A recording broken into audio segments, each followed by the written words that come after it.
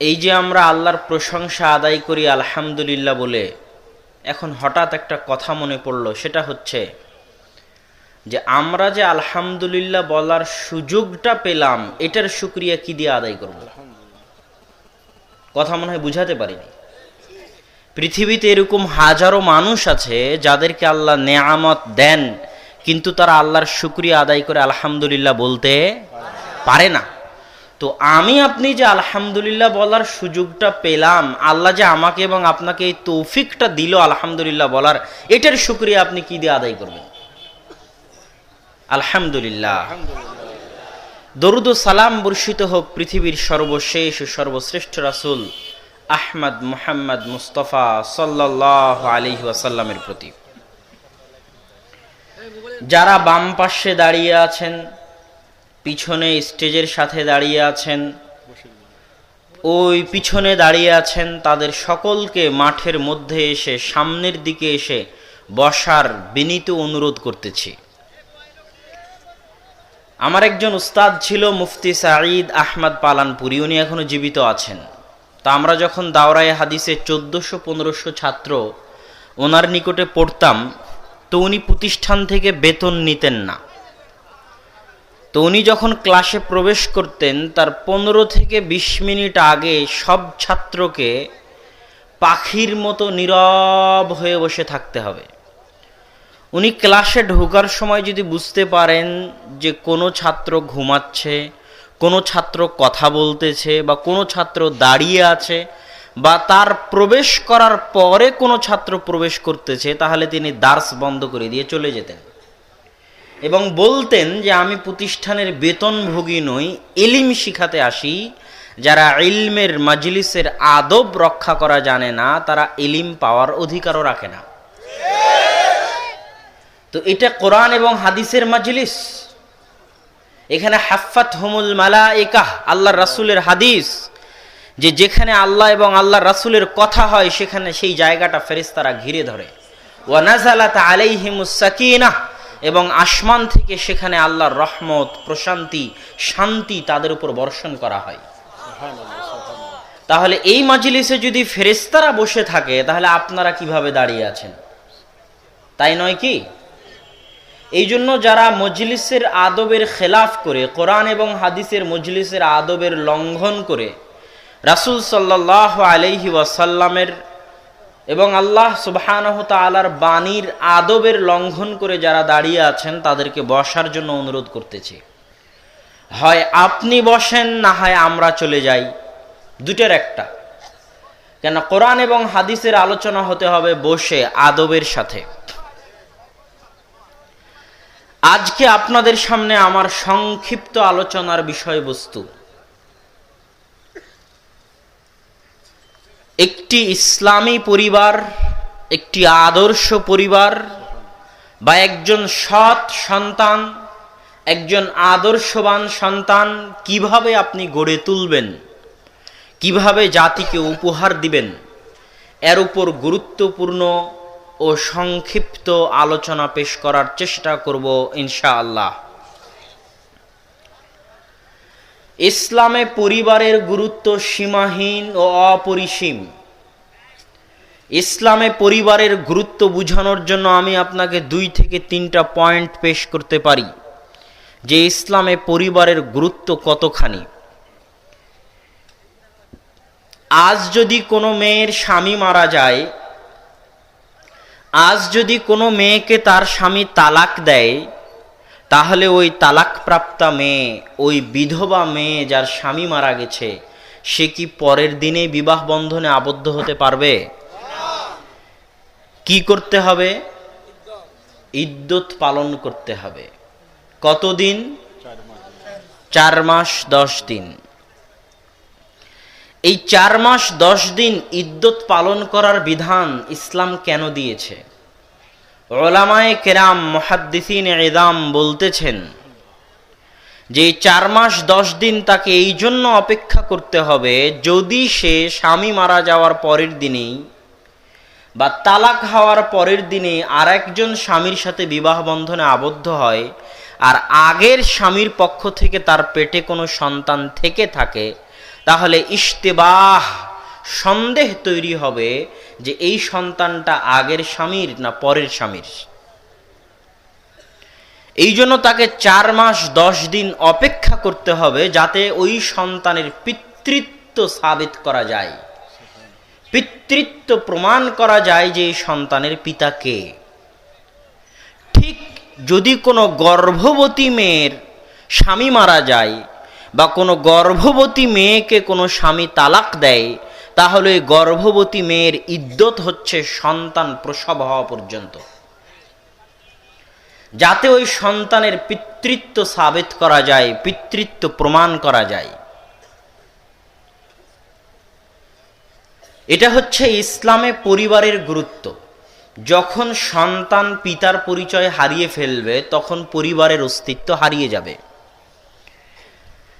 ইসলামে মুসলমানের রক্ত হারাম, আমার মুসলিম ভাইয়ের রক্ত আমার উপর হারাম, তার টাকা পয়সা আমার উপর হারাম, তার মান সম্মান আমার উপর হারাম।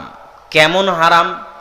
রাসূল সাল্লাল্লাহু আলাইহি ওয়াসাল্লাম বলতেছেন, লা জাওয়ালুদ দুনিয়া আহওয়ানু ইনদাল্লাহ আও লা হাদামুল কাবাহ আহওয়ানু ইনদাল্লাহ মিন দামি মুসলিমিন মুমিনিন।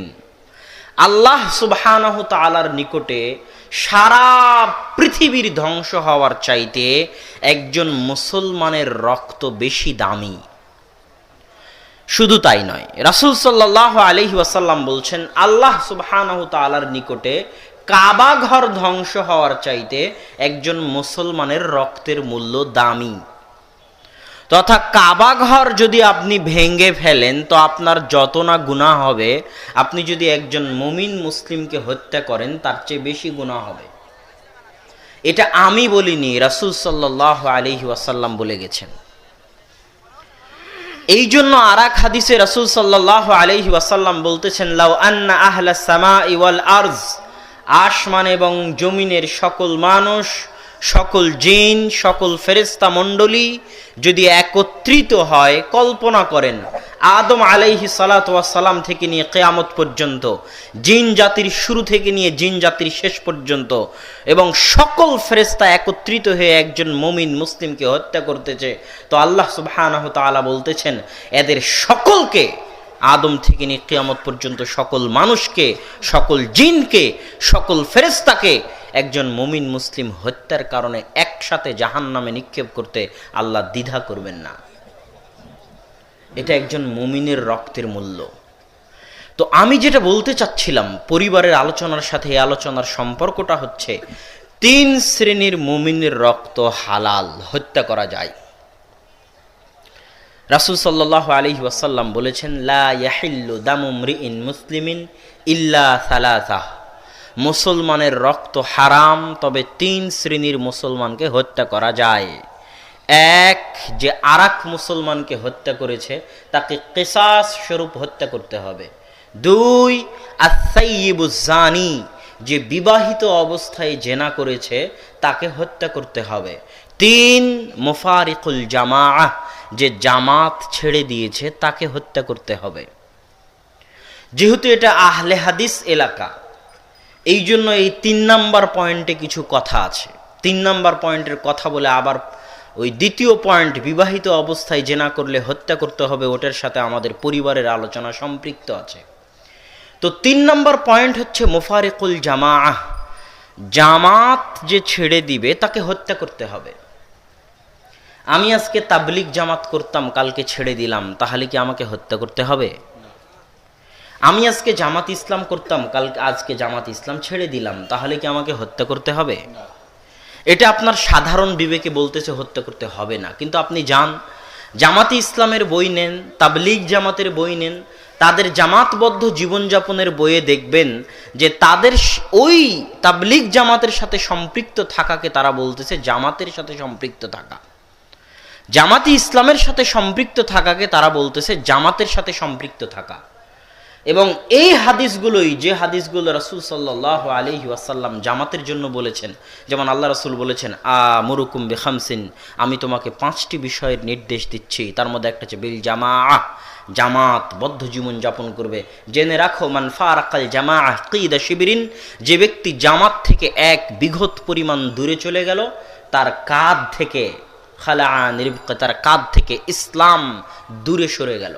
ওমান দাআ বিদাওয়াল জাহিলিয়াহ, আর যে জাহিলিয়াতের দিকে ডাকে, ফাহুয়া মিন জুসা জাহান্নাম, সে জাহান্নামের কীট, জাহান্নামের খড়, জাহান্নামের আগুন প্রজ্বলিত করার কাঠ।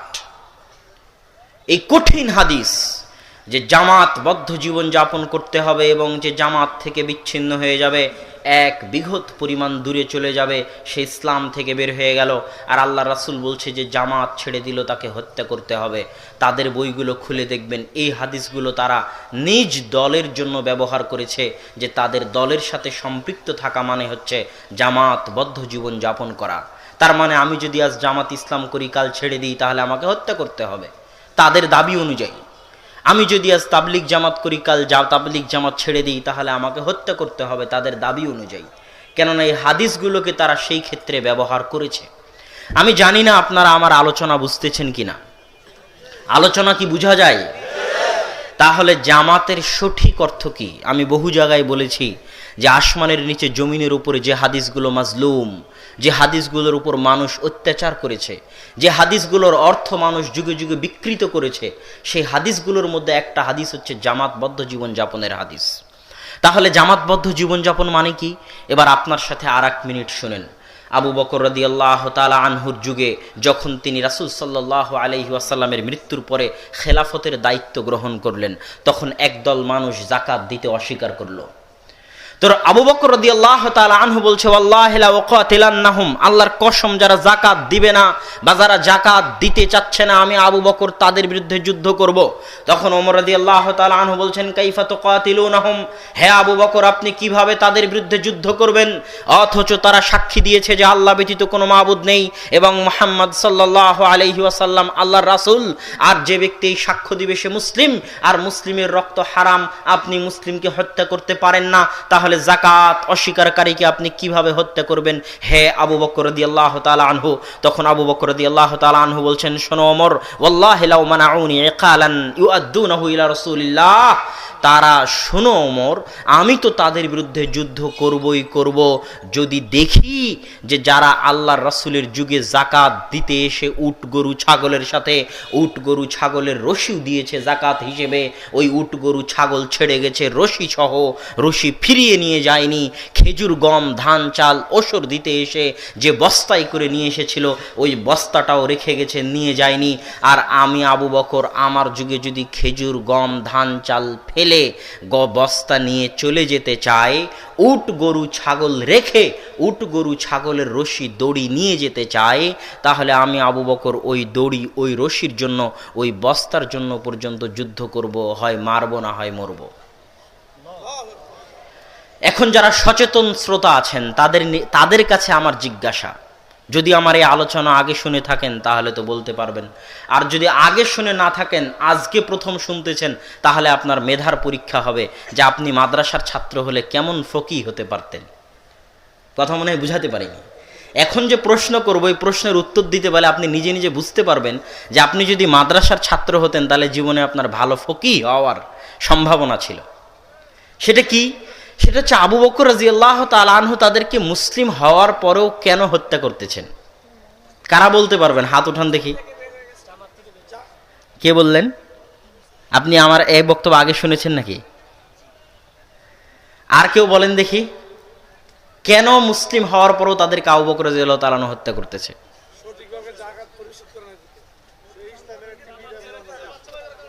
জি, জামাত পরিত্যাগ করে দিয়েছে তারা, মুফারিকুল জামাআহ, জামাত ছেড়ে দিয়েছে। ওই যে আল্লাহ রাসূল বলেছে যে জামাত ছেড়ে দিবে সে ইসলাম থেকে বের হয়ে গেল, যে জামাত ছেড়ে দিবে তাকে হত্যা করা যাবে। জামাত মানে ইসলামী খেলাফতের খলিফার অধীনস্থ, তার যে কোনো ন্যায় আদেশ, অন্যায় আদেশ নয়, যে কোনো ন্যায় আদেশ আমি এবং আপনি মানতে বাধ্য। ওয়াইন জারাবা, যদিও সে আপনাকে পিটায়, যদিও সে আপনার উপর জুলুম করে, সহি মুসলিম খুলে দেখেন, কিতাবুল ইমারাহ, ইমারাত অধ্যায় সহি মুসলিম। আমিরের যে আনুগত্য করতে হবে এ মর্মে শত শত শতাধিক হাদিস ইমাম মুসলিম রাহিমাহুল্লাহ সেখানে পেশ করেছেন, বহু হাদিস।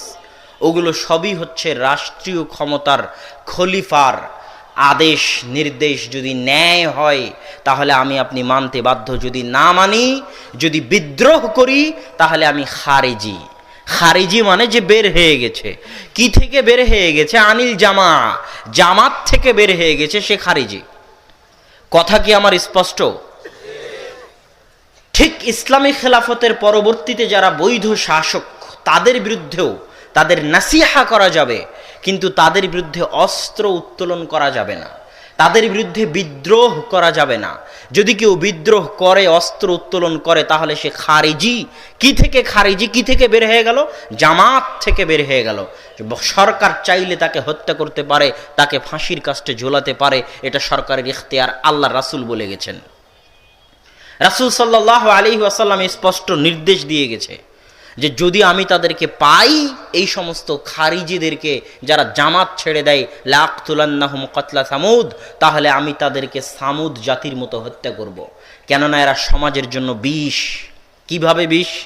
আজকে সিরিয়ার অবস্থা দেখেন, লেবাননের অবস্থা দেখেন, মিশরের অবস্থা দেখেন, লিবিয়ার অবস্থা দেখেন। আজ থেকে 5 বছর আগে যারা লিবিয়ার মুআম্মার আল গাদ্দাফির বিরুদ্ধে বিদ্রোহ করেছিল, ওদেরকেই জিজ্ঞেস করে দেখেন যে ইস, কমসে কম মুআম্মার আল গাদ্দাফির সময় তো নিরাপত্তা ছিল। আজকে যে আপনি এখানে বক্তব্য শুনতে এসেছেন, আপনার বাড়িতে আপনার বউকে কেউ ধর্ষণ করবে, এ আশঙ্কা আছে নাকি? এতটুকু তো নিরাপত্তা ছিল মুআম্মার আল গাদ্দাফির সময়। সমাজে তো চলতে পারতাম, জান মাল ইজ্জত, নারী পুরুষ, বউ বেটি, সবার জীবন ইজ্জতের নিরাপত্তা তো ছিল। আজকে মুআম্মার আল গাদ্দাফির বিরুদ্ধে বিদ্রোহ করে সেই নিরাপত্তাটুকু হারিয়ে ফেলেছি। আজকে লিবিয়ার কোনো কোনায় কারো নিরাপত্তা নেই। আজকে সিরিয়ার কোনো ইঞ্চি মাটিতে মুসলমানের দেশে, 90% মুসলমানের দেশে আরেক মুসলমান নিরাপদ নয়। কেন বলেন তো? তারা বিদ্রোহ করেছিল তাদের নিজের সরকারের বিরুদ্ধে। এই বিদ্রোহের আগুনে তারা জ্বলতেছে, ধ্বংস হয়ে গেছে। এই জন্য এটা অনেক ভয়ঙ্কর জিনিস, ভয়াবহ জিনিস। এটাই হচ্ছে খারিজিয়াতের আকিদা, এটাই হচ্ছে জামাত থেকে বের হয়ে যাওয়ার আকিদা। হ্যাঁ, রাষ্ট্রনেতার বিরুদ্ধে বিদ্রোহ করা যায় 2 শর্তে। যদি রাষ্ট্রনেতা প্রকাশ্য কাফের হয়ে যায় আর তাকে বিদ্রোহ করে পাল্টা ক্ষমতা দখল করার মতো শক্তি থাকে। কেননা পাল্টা ক্ষমতা দখল করার মতো শক্তি না থাকলে নিরাপত্তা বাস্তবায়ন করা যাবে না, যুদ্ধ চলতেই থাকবে, গৃহযুদ্ধ। যদি আপনার কাছে ক্ষমতা থাকে পাল্টা নিরাপত্তা বাস্তবায়ন করার ক্ষমতা দখল করে নিয়ে, আর সরকার যদি বাস্তবিক কাফের হয়ে গিয়ে থাকে তাহলে করতে পারেন। আর যদি ক্ষমতা না থাকে তাহলে জুলুম সহ্য করে নিয়ে যতটুকু নিরাপত্তা আছে এতটুকু নিরাপত্তার এই নিয়ামতের শুকরিয়া আদায় করতে হবে। এই বিষয়ে আমার বিস্তারিত লম্বা 1.5-2 ঘন্টার আলোচনা আছে যে ইকামাতে দিন বলতে কি বুঝায়, ইসলামী রাষ্ট্র বলতে কি বুঝায়, কখন ইসলামী রাষ্ট্রের বিরুদ্ধে বিদ্রোহ করতে হয়, কখন একজন কাফেরকে হত্যা করতে হয়, কাফের কখন নিরাপত্তা পায়, এর উপর বিস্তারিত 1.5-2 ঘন্টার আলোচনা আমার আছে। আজকে আমার আলোচনার বিষয় ওটা নয়। আজকে আমাদের আলোচনার বিষয় আদর্শ পরিবার। সেখান থেকে আমরা জামাতের অর্থে চলে আসলাম। তো জামাত পরিত্যাগকারীকে হত্যা করা যাবে। জামাতের একটা অর্থ এখন বললাম, আর একটা অর্থ বক্তব্যের মাঝে বলবো। যারা মেধাবী, যারা বুদ্ধিমান, তারা তখন ধরে নেবেন যে এটা জামাতের দ্বিতীয় অর্থ, এবং আমিও স্পষ্ট করে দেব ইনশাআল্লাহ। বলছিলাম রাসূল সাল্লাল্লাহু আলাইহি ওয়াসাল্লাম বলেছেন 3 শ্রেণীর মুসলমানকে হত্যা করা যাবে, কিন্তু আল্লাহ রাসূল বলেননি কিভাবে হত্যা করতে হবে। যে আমি আপনাকে হত্যা করেছি, এখন সরকার আমাকে হত্যা করবে, ফাঁসি দিয়েও হত্যা করতে পারে, শুলি দিয়েও হত্যা করতে পারে, গুলি করেও হত্যা করতে পারে, তরবারি চালিয়েও হত্যা করতে পারে। যেটাতে আমি দ্রুত মারা যাব, কষ্ট কম হবে, সেটারই ব্যবস্থা করা উচিত। এটাই ইসলাম বলে থাকে। কিন্তু যে বিবাহিত অবস্থায় জেনা করেছে তার ক্ষেত্রে ইসলাম বলে দিয়েছে যে তাকে কিভাবে হত্যা করতে হবে। তাকে ইসলাম বলেনি যে তাকে তরবারি দিয়ে হত্যা করো, তাকে ইসলাম বলেনি যে ফাঁসি দিয়ে হত্যা করো। তাকে ইসলাম বলছে হাজারো মানুষের মাঝে খোলা মাঠে অর্ধ বুক পর্যন্ত পুঁতে দিয়ে ওই হাজারো মানুষ চারিদিক থেকে ইট ঢেল পাথর নিক্ষেপ করতে থাকবে। একটা ইট গিয়ে মাথায় লাগবে, মাথা থেকে ঘেলু ছিটকে বেরিয়ে যাবে। একটা ইট গিয়ে হাতে লাগবে, হাত ভেঙে যাবে। একটা পাথর গিয়ে চোখে লাগবে, চোখ নষ্ট হয়ে যাবে, দাঁত ভেঙে যাবে। বাপরে মারে করে চিৎকার করতে থাকবে। এই করুণ হৃদয় বিদারক নিষ্ঠুর নির্দয়ভাবে তাকে হত্যা করার জন্য ইসলাম নির্দেশ দিয়েছে। কেন জানেন? বিবাহিত অবস্থায় জেনা করলে পরিবার ধ্বংস হয়ে যায়। এটাই হচ্ছে পরিবারের গুরুত্ব। আল্লাহ সুবহানাহু ওয়া তাআলা আদম আলাইহিসসালাতু ওয়াসসালাম থেকে নিয়ে আজ পর্যন্ত পৃথিবী আবাদ করে আসতেছেন পরিবার দিয়ে। কি দিয়ে পৃথিবী আবাদ করতেছেন? পরিবার প্রথা দিয়ে আল্লাহ পৃথিবী আবাদ করতেছেন। এই জন্য যুগে যুগে যা কিছু এই পরিবার প্রথার বিরুদ্ধে হুমকি হয়ে দাঁড়িয়েছে, আল্লাহ সেগুলোকে ধূলিসাৎ করে দিয়েছেন। জর্ডানে যান, ডেড সি, মৃত সাগর পাবেন, যে সাগরে আপনি ডুববেন না, এত লবণাক্ত পানি। ওই সাগরের জায়গায় একটা শহর ছিল, যে শহরে লূত আলাইহিস সালাতু ওয়াস সালামের জাতি বসবাস করত। তারা এতটাই জেনা ব্যভিচারে লিপ্ত ছিল যে পরিবার প্রথা ধ্বংস হওয়ার উপক্রম ছিল। কি প্রথা ধ্বংস হওয়ার উপক্রম ছিল? পরিবার প্রথা ধ্বংস হওয়ার উপক্রম ছিল। কেননা জেনা করলে পরিবার প্রথা বন্ধ হবেই হবে। অত্যাধিক জেনা হলে জারদ সন্তান বাড়বে, জারদ সন্তান বাড়লে পরিবার নষ্ট হয়ে যাবে। তো পরিবার প্রথা বন্ধ হওয়ার উপক্রম ছিল। তো আল্লাহ ওই জাতিকে পুরো শহর উল্টিয়ে দিয়ে চিরস্থায়ীভাবে দুনিয়া থেকে মিটিয়ে দিয়েছেন। আর তাদের কথা কোরআনে বলে গেছেন। এবং সে জায়গায় এখন সমুদ্র আছে, সাগর আছে, যেখানে মানুষ ডুবে না। এত ভয়ঙ্কর সাগর, ডেড সি, মৃত সাগর। যেই দিন পরিবার প্রথা থাকবে না সেই দিন আল্লাহ দুনিয়া রাখবেন না। যেই দিন পরিবার থাকবে না সেই দিন আল্লাহ দুনিয়া রাখবেন না। কিভাবে? ঈসা আলাইহিস সালাতু ওয়াস সালামের মৃত্যুর পরে, ইমাম মাহদির মৃত্যুর পরে, যখন রাসূল সাল্লাল্লাহু আলাইহি ওয়াসাল্লামের ভাষা অনুযায়ী মানুষ মানুষের সাথে জেনায় লিপ্ত হবে, যেমনভাবে কুকুর কুকুরে প্রকাশ্যে মিলনে লিপ্ত হয়, গাধা গাধীর সাথে প্রকাশ্যে মিলনে লিপ্ত হয়, লজ্জা বুঝে না, মানুষ যখন সেভাবে প্রকাশ্যে জেনায় লিপ্ত হবে তখন পরিবার প্রথা নষ্ট হয়ে যাবে, আর থাকবে না। তখন আল্লাহ এই পৃথিবীকেও আর রাখবেন না। এই পৃথিবীতে তখন আল্লাহ কিয়ামত কায়েম করে দিবেন, পৃথিবীকে ধ্বংস করে দিবেন। তো এই পৃথিবীকেও আল্লাহ সুবহানাহু ওয়া তাআলা টিকিয়ে রেখেছেন কিসের কারণে? পরিবারের কারণে। কিসের কারণে বলেন তো? পরিবারের কারণে। এই কয়েকটা পয়েন্টের সারমর্ম হচ্ছে, ও আরো একটা পয়েন্ট ছুটে গেছে। পরিবার এতটা ঠুনকো, এতটা হালকা, এতটা ফেলে দেওয়ার বস্তু নয় যে আপনি চাইলে এক সেকেন্ডের মধ্যে এক পরিবারকে নষ্ট করে দিবেন। এক বৈঠকে বসে বলবেন তোমাকে তালাক দিলাম, তালাক দিলাম, তালাক দিলাম, 3 তালাক এক বৈঠকে দিয়ে এক সেকেন্ডের মধ্যে একটা পরিবারকে নষ্ট করে দিবেন, এই সুযোগও ইসলাম রাখেনি। কেননা পরিবারের একটা গুরুত্ব ইসলামের নিকটে আছে। ইসলাম বলছে তুমি যদি পরিবার নষ্ট করতে চাও, পরিবার ধ্বংস করতে চাও, পরিবার রাখতে চাও না, যে পরিবারে তুমি এখন আছো, তাহলে 3 মাস চিন্তা ভাবনা করে পরিবার ছাড়ো। ছাড়তে পারো, সমস্যা নাই, তবে দ্রুত সিদ্ধান্ত নিও না। কেননা এটা তো হালকা বিষয় নয়, এটা তো ঠুনকো বিষয় নয়। আল্লাহ পরিবার দিয়ে পৃথিবী টিকিয়ে রেখেছে, পরিবারের মাধ্যমে আল্লাহ ইসলাম টিকিয়ে রেখেছে। 3 মাস চিন্তা ভাবনা করো, 1 মাস চিন্তা ভাবনা করে 1 তালাক দাও, 2য় মাস চিন্তা ভাবনা করে 2য় তালাক দাও, 3য় মাস চিন্তা ভাবনা করে 3য় তালাক দাও। এভাবে 3 মাস চিন্তা ভাবনা করে তালাক দাও, যাতে তোমার পরিবারের গুরুত্ব এর দ্বারা ফুটে ওঠে। পরিবার ফেলে দেওয়ার বস্তু নয়, পরিবার অনেক দামি, অনেক গুরুত্বপূর্ণ। ইসলাম আছে, পরিবার আছে তো ইসলাম আছে, পরিবার নাই তো ইসলাম নাই। পরিবার আছে তো ইসলাম আছে, পরিবার নাই তো ইসলাম নাই। পরিবার আছে তো ইসলাম আছে, পরিবার নাই তো ইসলাম নাই। একটি আদর্শ পরিবারের উপর ভিত্তি করে ইসলাম টিকে থাকে। তাই আজকের আলোচনার গুরুত্বপূর্ণ বিষয়বস্তু, কিভাবে আমরা একটি আদর্শ পরিবার গড়ে তুলতে পারি। একটি আদর্শ পরিবার গড়ে ওঠার পিছনে রাসূল সাল্লাল্লাহু আলাইহি ওয়াসাল্লাম এবং আল্লাহ সুবহানাহু ওয়া তাআলা লম্বা পরিকল্পনা দিয়েছেন, স্টেপ বাই স্টেপ পদক্ষেপ দিয়েছেন। যে স্টেপ বাই স্টেপ পদক্ষেপগুলো পবিত্র কোরআন এবং হাদিসে 1400 বছর থেকে আছে। আমি এবং আপনি শুধু অনুসরণ করলেই একটি আদর্শ পরিবার আমরা গড়ে তুলতে পারবো বলে বিশ্বাস করি ইনশাআল্লাহ। পরিবারের শুরু হয় বিবাহের মাধ্যমে। কিসের মাধ্যমে? বিবাহের মাধ্যমে।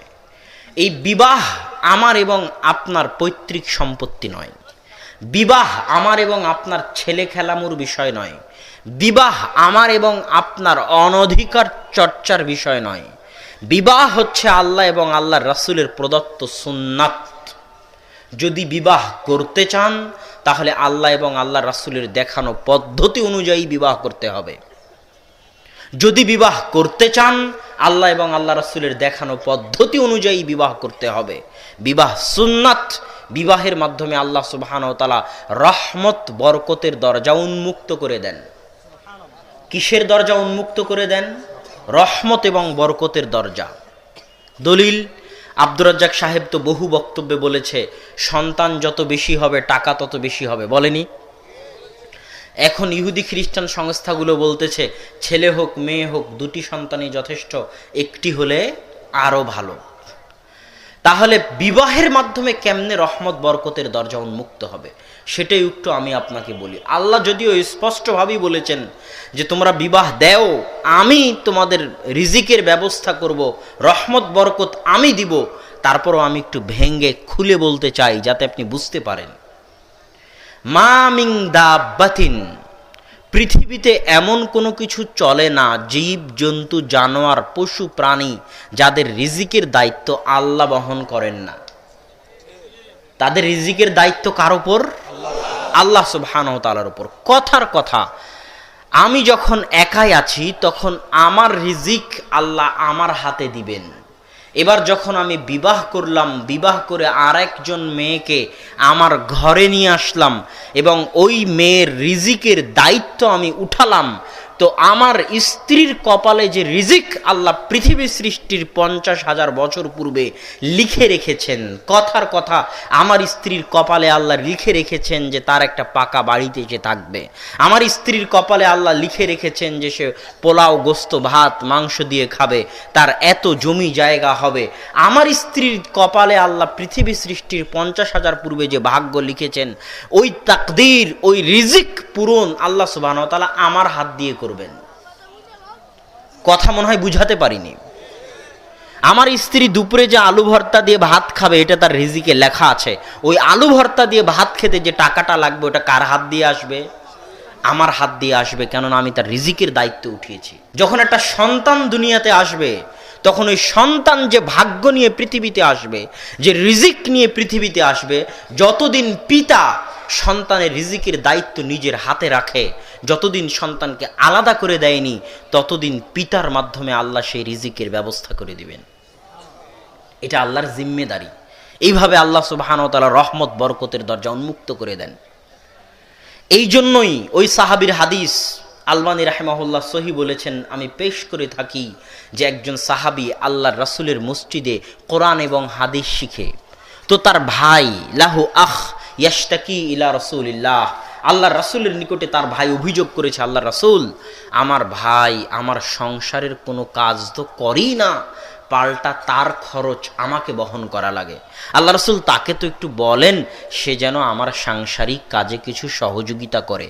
তখন আল্লাহ রাসূল উত্তরে বলতেছেন লাআল্লাকা তুরযাকু বিহি, হে সাহাবী শুনে রাখো, তুমি এখন যে রিজিক পাও, এখন যে রুজি রুটির ব্যবস্থা তোমার হয়, তুমি যে তোমার ভাই যে কোরআন এবং হাদিসের শিক্ষা আমার মসজিদে গ্রহণ করতেছে, তুমি যে তার রিজিকের ভার উঠিয়ে রেখেছো, ওই রিজিকের ভার উঠানোর বদৌলতে তুমি রিজিক পাও। তুমি যদি তার রিজিকের ভার উঠানো বন্ধ করে দাও তাহলে তুমি এখন যে রিজিক পাচ্ছ সেটাও হয়তো থাকবে না, সেটা থেকে বরকতও হারিয়ে যাবে। এটা আমার কথা নয়, রাসূল সাল্লাল্লাহু আলাইহি ওয়াসাল্লামের কথা। এই জন্য যখন আপনি বিবাহ করবেন, যখন সন্তান সন্ততি আসবে, তখন আপনার সামনে রহমত বরকতের দরজা উন্মুক্ত হয়ে যাবে। যারা বলেছে ছেলে হোক মেয়ে হোক দুটি সন্তানই যথেষ্ট, আপনি তাদের দেশে যদি যান, আমি চ্যালেঞ্জ দিলাম, যে কোনো যুবক যারা শিক্ষিত তাদের উদ্দেশ্যে আমি বলতেছি যে তারা যদি ইসরায়েলে যায় কোনো দিন, তো আমরা আজকে যে গাড়িতে করে এসেছি, যেটা 4 সিট সর্বোচ্চ ড্রাইভার সহ 4 জন বসতে পারবে, এই গাড়ি ইহুদিরা ব্যবহার করে না। তারা বড় জিএমসি ব্যবহার করে 7-8 সিটের। কেন? তাদের কারো একটা দুইটা সন্তান নয় যে 4 সিটের ছোট গাড়িতে হবে, তাদের সবার 4-5টা করে সন্তান আছে, এই জন্য তাদের বড় গাড়ি লাগে। সব ইহুদির আপনি দেখতে পাবেন। বিশ্বাস না হলে বাংলাদেশে সেই দিন যে ডাক্তার, এই খ্রিস্টান ডাক্তার যিনি ময়মনসিংহের কোথায় যেন, যারা যুবক ফেসবুক বা গুগল সার্চ দিয়ে দেখতে পারো, ছোট্ট ছোট্ট পিচ্চি পিচ্চি 4টা সন্তান, দেখনি কেউ নাই এখানে? দেখছি। তো তারা নিজেরা যেটা আমল করে সেটা তোমাদেরকে বলে না, তারা জানে কোনটার মধ্যে কল্যাণ আছে এবং কোনটার মধ্যে অকল্যাণ আছে। তারা সারা পৃথিবীর সব মুসলমান যুবকদেরকে, সৌদি আরবে যদি থাকেন তো সৌদি আরবের শত যুবক আমি দেখলে আশ্চর্য হই, ওরা যে গেঞ্জিটা পরে সেই গেঞ্জিটা হচ্ছে মেসির 10 নম্বর গেঞ্জি। প্রচুর ভক্ত আছে সৌদিতে মেসির, রোনালদোর, তো তারা সেই গেঞ্জি পরে বাইরে আসে। তারপরে রিয়াল মাদ্রিদ, বার্সেলোনা, এই যে ক্লাবগুলো আছে যারা ফুটবল খেলে, এই ক্লাবগুলোর হাজারো ভক্ত আছে সৌদিতে। তো আমি মাঝে মাঝে ভাবলে অবাক হই, শরীরের লোম শিউরে ওঠে। এই রিয়াল মাদ্রিদ যে ক্লাবগুলো, বার্সেলোনার যে ক্লাবগুলো, এগুলো যে শহরকে কেন্দ্র করে, ওই শহরের মাটির একদিন মালিক ছিল আমার বাপদাদা। সেটা কোন দেশে বলেন তো? স্পেন। স্পেন। সৌদির যে মুসলিম যুবকগুলো ওই বার্সেলোনার মেসি আর ওই রিয়াল আর মাদ্রিদ যে ক্লাবগুলোকে নিয়ে লাফাঝাফা করতেছে, আনন্দ করতেছে, আরব বিশ্বের যে যুবকগুলো তারা জানে না যে এই ক্লাবগুলো যে মাটিতে আছে, এই মাটির মালিক তাদের বাপদাদা ছিল। স্পেনের মালিক কারা ছিল? মুসলমানেরা ছিল। সে অনুভূতি শক্তি তাদের নিকটে নাই, সেই ইতিহাসের জ্ঞান তাদের নিকটে নাই। ইমাম কুরতুবির নাম শুনেছেন? ইমাম কুরতুবি, এরকম কেউ আছেন শুনেছেন? কুরতুবা বলা হয় আরবিতে, সেটাকে ইংরেজিতে বলা হয় কর্ডোভা। সেটাকে ইংরেজিতে বলা হয় কর্ডোভা, যেটা স্পেনের শহর। ইমাম কুরতুবি স্পেনের ইমাম। ইবনু হাজাম আন্দালুসি, বিখ্যাত ইমাম ইবনু হাজাম আন্দালুসি, তার নাম শুনেছেন? তিনি হচ্ছেন স্পেনের ইমাম। আব্দুল হক আল ইশবিলি, তিনি হচ্ছেন স্পেনের ইমাম। এরকম বহু ইমাম স্পেনে জন্ম নিয়েছে। ইবনু আব্দুল বার, হাফিজুল মাগরিব, স্পেনের হাফেজ ইবনু আব্দুল বার, বিখ্যাত ইমাম, 460 হিজরিতে মৃত্যুবরণ করেছেন। সম্মানিত উপস্থিতি, তো আমরা যেটা বলছিলাম যে ইহুদি খ্রিস্টানেরা যেটা তারা করে সেটা আপনাকে বলে না, আর আপনাকে যেটা বলে সেটা তারা করে না। সারা পৃথিবীর মুসলিম যুবককে তারা ক্রিকেট এবং ফুটবল বিশ্বকাপ নিয়ে ব্যস্ত রেখেছে, কিন্তু তাদের নিজেদের ইসরায়েল কোনো ক্রিকেট বিশ্বকাপে অংশগ্রহণ করে না, কোনো ফুটবল বিশ্বকাপে অংশগ্রহণ করে না। কেননা তারা জানে যে এই বিশ্বকাপগুলো হচ্ছে নেশার মতো, এগুলোতে শুধু সময় নষ্ট হবে। তারা এটা বুঝে। তারা কি করে? তারা গবেষণা করে কিভাবে অস্ত্র বানানো যাবে, কিভাবে মুসলমানদেরকে হত্যা করা যাবে, কিভাবে সারা আরব বিশ্ব দখল করা যাবে, এটা তাদের পরিকল্পনা। বাংলাদেশ মনে করে, বাংলাদেশের যুবকরা মনে করে যে বাংলাদেশ উন্নত হয়ে গেছে। কিভাবে উন্নত হয়ে গেছে? বাংলাদেশে পদ্মা সেতু হচ্ছে, বাংলাদেশে বিদেশ থেকে রেমিটেন্স আসতেছে, বাংলাদেশে গার্মেন্টস শিল্প আছে, তাও আবার নরসিংদী নারায়ণগঞ্জে তো গার্মেন্টস প্রচুর প্রচুর না? তাহলে আপনারা আরও ভালো বুঝতে পারবেন আমার এই কথাটা। সেটা হচ্ছে আমাদের গার্মেন্টস কোথায় যায় জানেন? আমাদের গার্মেন্টসের এই কাপড় চোপড়গুলো, এই pant, shirt, muffler, sweater, jacket যায় ইউরোপ এবং আমেরিকায় সবচেয়ে বেশি। বাংলাদেশ সবচেয়ে বেশি রপ্তানি করে, প্রায় দ্বিতীয় বা তৃতীয় শীর্ষস্থানীয় দেশ হচ্ছে বাংলাদেশ। তো আমার প্রশ্ন হচ্ছে, যে ইউরোপ আমেরিকা পারমাণবিক বম তৈরি করতে পারে, তারা একটা প্যান্ট তৈরি করতে পারে না? আমার প্রশ্নটা বুঝেন, যেহেতু আপনাদের দেশে গার্মেন্টস আছে। যে ইউরোপ আমেরিকা পারমাণবিক বম তৈরি করতে পারে, তারা একটা প্যান্ট তৈরি করতে পারে না? তাহলে সেই প্যান্ট আপনার থেকে নেওয়ার কি প্রয়োজন? আর সেই প্যান্টকে বলতেছেন আপনি উন্নতি। কথা মনে হয় বুঝাতে পারিনি। এরকম যদি সারা বাংলাদেশ গার্মেন্টস দিয়ে ভর্তি হয়ে যায়, তবু এটা উন্নতি নয়। সারা বাংলাদেশের কোনা কোনা যদি গার্মেন্টস দিয়ে ভর্তি হয়, এটা উন্নতি নয়। এটা আমেরিকাও জানে। পদ্মা সেতু দিয়ে যদি সারা বাংলাদেশের সব নদীর উপর পদ্মা সেতু হয়, তাহলে এই যে অবকাঠামোগত উন্নতি, অবকাঠামোটা বাংলা শব্দ, যেটার অর্থ হচ্ছে বিল্ডিংগত উন্নতি। মানে এই যে রাস্তাঘাট পিচ দিয়ে তৈরি হচ্ছে, রাস্তাঘাট বড় হচ্ছে, 4 লেন হচ্ছে, বিল্ডিং তৈরি হচ্ছে, বাড়িঘর তৈরি হচ্ছে, ব্রিজ হচ্ছে, কালভার্ট হচ্ছে, এটা অবকাঠামোগত উন্নতি। অবকাঠামোগত উন্নতি হচ্ছে ঠুনকো, যার কোনো মূল্য নাই। আপনি পদ্মা সেতুতে যান, দেখবেন যে ইঞ্জিনিয়ারগুলো কাজ করতেছে, ওগুলো কোরিয়া থেকে আসা ইঞ্জিনিয়ার। আর মাথায় যারা ইট, খোয়া, বালু নিয়ে ফেলতেছে পদ্মার পাইলের মধ্যে, ওগুলো হচ্ছে নরসিংদী নারায়ণগঞ্জের লেবার। এটা হচ্ছে উন্নতির মাপকাঠি। যেই দিন আপনি শিক্ষায় উন্নতি হবেন, জ্ঞানে গবেষণায় উন্নত হবেন, সেই দিন আপনি উন্নত। গার্মেন্টস যদি কালকে চীন আফ্রিকার অঞ্চলে চেষ্টা করতেছে, চীন একটা বাফার জন্য একটা হাব তৈরি করার আফ্রিকান অঞ্চলে, যেখানে বাংলাদেশের চাইতে কম খরচে, বাংলাদেশে কেন গার্মেন্টস চলে জানেন? বাংলাদেশের মানুষ অল্প টাকায় শ্রম বেশি করে দেয়, এই জন্য বাংলাদেশে গার্মেন্টস শিল্পটা এখনো টিকে আছে। যেই দিন বাংলাদেশের মানুষের চাইতে কোনো দেশের মানুষ বাংলাদেশের মানুষের চাইতে অল্প টাকায় কাজ করে দিবে, সেদিন বাংলাদেশের সব গার্মেন্টসগুলো বন্ধ হয়ে যাবে। এটা আমি আব্দুল্লাহ লিখে দিলাম, আপনি লিখে রাখেন, আপনার পরবর্তী প্রজন্মকেও বলে যান যে যদি বাংলাদেশের চাইতে কম টাকায় কোনো দেশ গার্মেন্টস তৈরি করে দিতে পারে, কাজ করে দিতে পারে, তাহলে বাংলাদেশে গার্মেন্টস শিল্প বন্ধ হয়ে যাবে, চলবে না। যেই চেষ্টা চীন করতেছে আফ্রিকান দেশগুলোকে সাথে করে নিয়ে। বাংলাদেশের যে কর্মচারীরা বিদেশে আছে, এদেরকে যদি কোনোদিন পাঠিয়ে দেওয়া হয়, এরা যদি এদের চাইতে কম খরচে যদি কেউ কাজ করতে চায়, তো এদেরকে রাখবে না। এরা সৌদিতে 600 রিয়ালের ভিত্তিতে কাজ করে। আমাদের বাংলাদেশের ভাইয়েরা অনেক কষ্ট করে কাজ করে, অনেক হৃদয় বিদারক করুণ দৃশ্য। তো কেউ যদি 500 রিয়ালে কাজ করে, তো এদেরকে আর রাখবে না। এটা উন্নতি নয়, এটা উন্নতির নামে মিথ্যা ধোঁকা।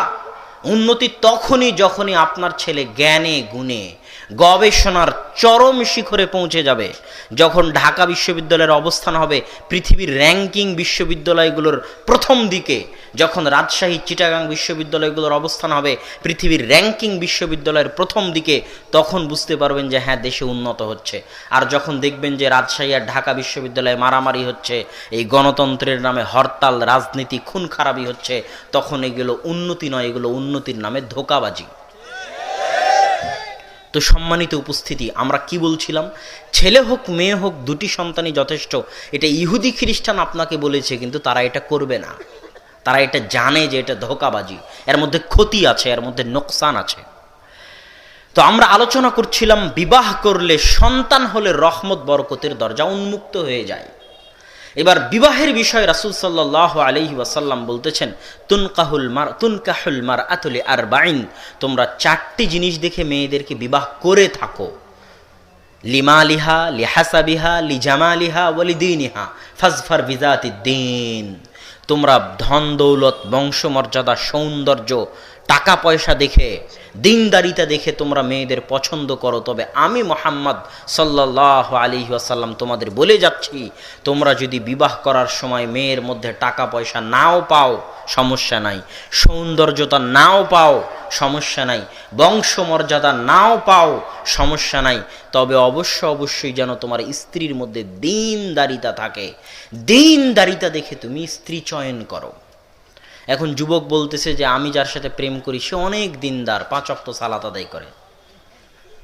এর চাইতে হাসি মজাকের কিছু আছে? যে দিনদার সে পরপুরুষের সাথে কথা বলবে? অসম্ভব। যুবক, তুমি ধোঁকা খাচ্ছ, তুমি ধোঁকা খাচ্ছ। যে দিনদার নয় তুমি তাকে দিনদার মনে করতেছো, এটা নিজেকে ধোঁকা দেওয়া। শয়তান তোমাকে ধোঁকা দিচ্ছে, শয়তান তোমাকে ওয়াসওয়াসা দিচ্ছে। কেন স্ত্রী দিনদার হওয়া লাগবে? এখানে আরেকটা কথা বলি, কিছু যুবক এই কথা শুনে একটু হাসতেছে, তো এই জন্য এখানে আরেকটা কথা বলতে হয়। সেটা কি? আমার একটা ক্লাসমেট, নাম হচ্ছে নানজুম আঞ্জি, খুব ভালো মেধাবী ছাত্র, আমার সাথে মাস্টার্সের চান্সও পেয়েছে। তো অনার্সে পড়া অবস্থায় তাকে আমি একদিন জিজ্ঞেস করছিলাম গল্পে গল্পে যে তাদের দেশে ছেলে মেয়েদের মধ্যে প্রেম প্রীতি আছে না নাই, অবৈধ সম্পর্ক যেটা বলা হয়। তা আমি আরবিতে বলেছি মোহাব্বাহ বা ইশক। তো ওই ছেলে খেপে গেছে, রাগান্বিত হয়ে গেছে। তা আমি বুঝলাম না যে কেন রাগান্বিত হওয়ার। আমি বললাম, লেশ তাকদাব, এত রাগান্বিত হওয়ার কারণ কি? তো বলতেছে, কেন রাগান্বিত হব না? তুমি ইসলামকে অপমান করতেছো। আজিব, আমি ইসলামকে কিভাবে অপমান করলাম? আমি ইসলামকে কিভাবে অপমান করলাম? বলছে, যে ছেলে মেয়ে প্রেম করে তাদের এটাকে প্রেম নাম দেওয়া এবং ভালোবাসা নাম দেওয়া ইসলামকে অপমান করা। এখনো বুঝেননি? এই সম্পর্কটার ইসলামে কি নাম আছে? জেনা। এই সম্পর্কটার ইসলাম কি নাম দিয়েছে? জেনা। তুমি আমাকে বলো যে আমাদের দেশে জেনার সম্পর্ক হয় না, তাহলে তোমার প্রশ্ন ঠিক আছে। তুমি আমাকে এটা কেন জিজ্ঞেস করতেছো যে আমাদের দেশে ভালোবাসা প্রেম প্রীতি আছে না নাই? তুমি এই ভালোবাসা প্রেম প্রীতি শব্দটা জেনার ক্ষেত্রে লাগিয়ে ইসলামী পরিভাষার অপমান করেছো। কত ভারী কথা, বুঝতে পারছেন? এই কথার ওজন কত, বুঝতে পারছেন? তাহলে যুবক এখানে হাসার অবকাশ নেই। তোমার এটা ইসলামের পরিভাষায় প্রেম ভালোবাসা বললে, মহাব্বত বললে ইসলামকে অপমান করা হবে, এটা আমার বলার সুযোগ নাই।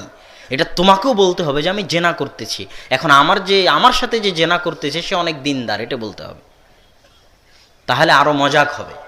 এখন তুমি বলো যে তোমার সাথে জেনায় লিপ্ত আছে সে দিনদার কিনা, ভালোবাসা বলিও না, প্রেম বলিও না, তাহলে ইসলামের অপমান হবে। সম্মানিত উপস্থিতি, তো দিনদার মেয়ে কেন বিবাহ করতে হবে? দিনদার পরহেজগার তাকওয়াবান মেয়ে কেন বিয়ে করতে হবে? কেননা একটি আদর্শ ইসলামী পরিবারের সবচেয়ে বড় ভিত্তি, সবচেয়ে বড় খুঁটি, সবচেয়ে বড় স্তম্ভ হচ্ছে সতী পরহেজগার তাকওয়াবান স্ত্রী। এই সতী তাকওয়াবান পরহেজগার স্ত্রীর মূল্য আল্লাহ এবং তার রাসূলের নিকটে, ইসলামের নিকটে সীমাহীন ও অপরিসীম। রাসূল সাল্লাল্লাহু আলাইহি ওয়াসাল্লাম বলছেন, ইন্নাদ দুনিয়া কুল্লুহা মাতা, দুনিয়া এবং দুনিয়ার মাঝে যা কিছু আছে সবই সম্পদ। ওয়া খায়রু মাতাইহা আল মারআ সালিহা, আর সবচেয়ে দামি, সবচেয়ে মূল্যবান, সবচেয়ে শ্রেষ্ঠ সম্পদ হচ্ছে একজন সতী পরহেজগার নারী, মহিলা, স্ত্রী। এটা আল্লাহ রাসূল বলে গেছে। কেন এত মূল্য? ওই যে দেখেন, সারা আলাইহা সালাতু ওয়াস সালাম, যিনি ইব্রাহিম আলাইহি সালাতু ওয়াস সালামের প্রথম স্ত্রী, ইব্রাহিম আলাইহি সালাতু ওয়াস সালাম যখন তাকে নিয়ে জালেম বাদশার শহর অতিক্রম করতেছেন, তখন জালেম বাদশাহ তার সৌন্দর্যে মুগ্ধ হয়ে তাকে ভোগ করার জন্য নিজ দরবারে নিয়ে এসেছে। তখন সারা সালাতে দাঁড়িয়ে গেলেন দোয়া করার জন্য। দোয়া করার জন্য কি করতে হয়? সালাতে দাঁড়াতে হয়। আপনাদের সমাজে একসাথে হাত তুলে দোয়া হয় নাকি? এখনো হয় না? আলহামদুলিল্লাহ, তাহলে বলার প্রয়োজন নাই। দোয়া করার জন্য কোথায় দাঁড়াতে হয়? সালাতে দাঁড়াতে হয়। তিনি সালাতে দাঁড়িয়ে গেলেন। সালাতে দাঁড়িয়ে গিয়ে বলছেন, আল্লাহুম্মা ইন কুনতা তা'লাম, হে আল্লাহ, আপনি যদি জেনে থাকেন আমি সারা আমার পর্দা, আমার ইজ্জত, আমার লজ্জা স্থানের হেফাজত করেছি, আমার আমানতের খেয়ানত করিনি, তাহলে আজকে এই কঠিন দিনে আপনি আমার উপর লা তুসাল্লিত আলাইয়াল কাফের, এই কাফের জালেমকে আমার উপর জয়ী করিয়েন না। মুখ দিয়ে উচ্চারণ করা শেষ হয়নি, জালেম বাদশার হাত পাওয়া বশ হয়ে গেছে। এটা একজন সতী পরহেজগার নারীর গুরুত্ব আল্লাহ সুবহানাহু ওয়া তাআলার নিকটে। জিবরাইল বলতেছে, আল্লাহর রাসূল সাল্লাল্লাহু আলাইহি ওয়াসাল্লাম, আল্লাহ সালাম পাঠিয়েছেন খাদিজা রাদিয়াল্লাহু তাআলা আনহাকে। জিবরাইল বলছে না যে আমি সালাম দিচ্ছি, জিবরাইল বলছে আল্লাহ সালাম পাঠিয়েছেন, আল্লাহ সালাম দিয়েছেন। কাকে? খাদিজা রাদিয়াল্লাহু তাআলা আনহাকে।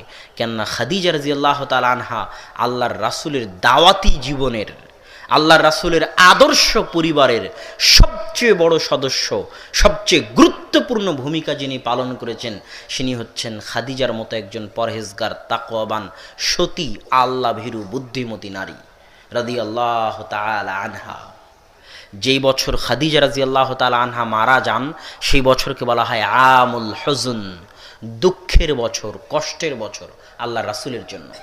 আল্লাহ রাসূলের জন্য দুঃখ এবং কষ্টের বছর। একই বছরে চাচাও মারা গেছে আবু তালেব, একই বছরে স্ত্রীও মারা গেছে খাদিজা রাদিয়াল্লাহু তাআলা আনহা।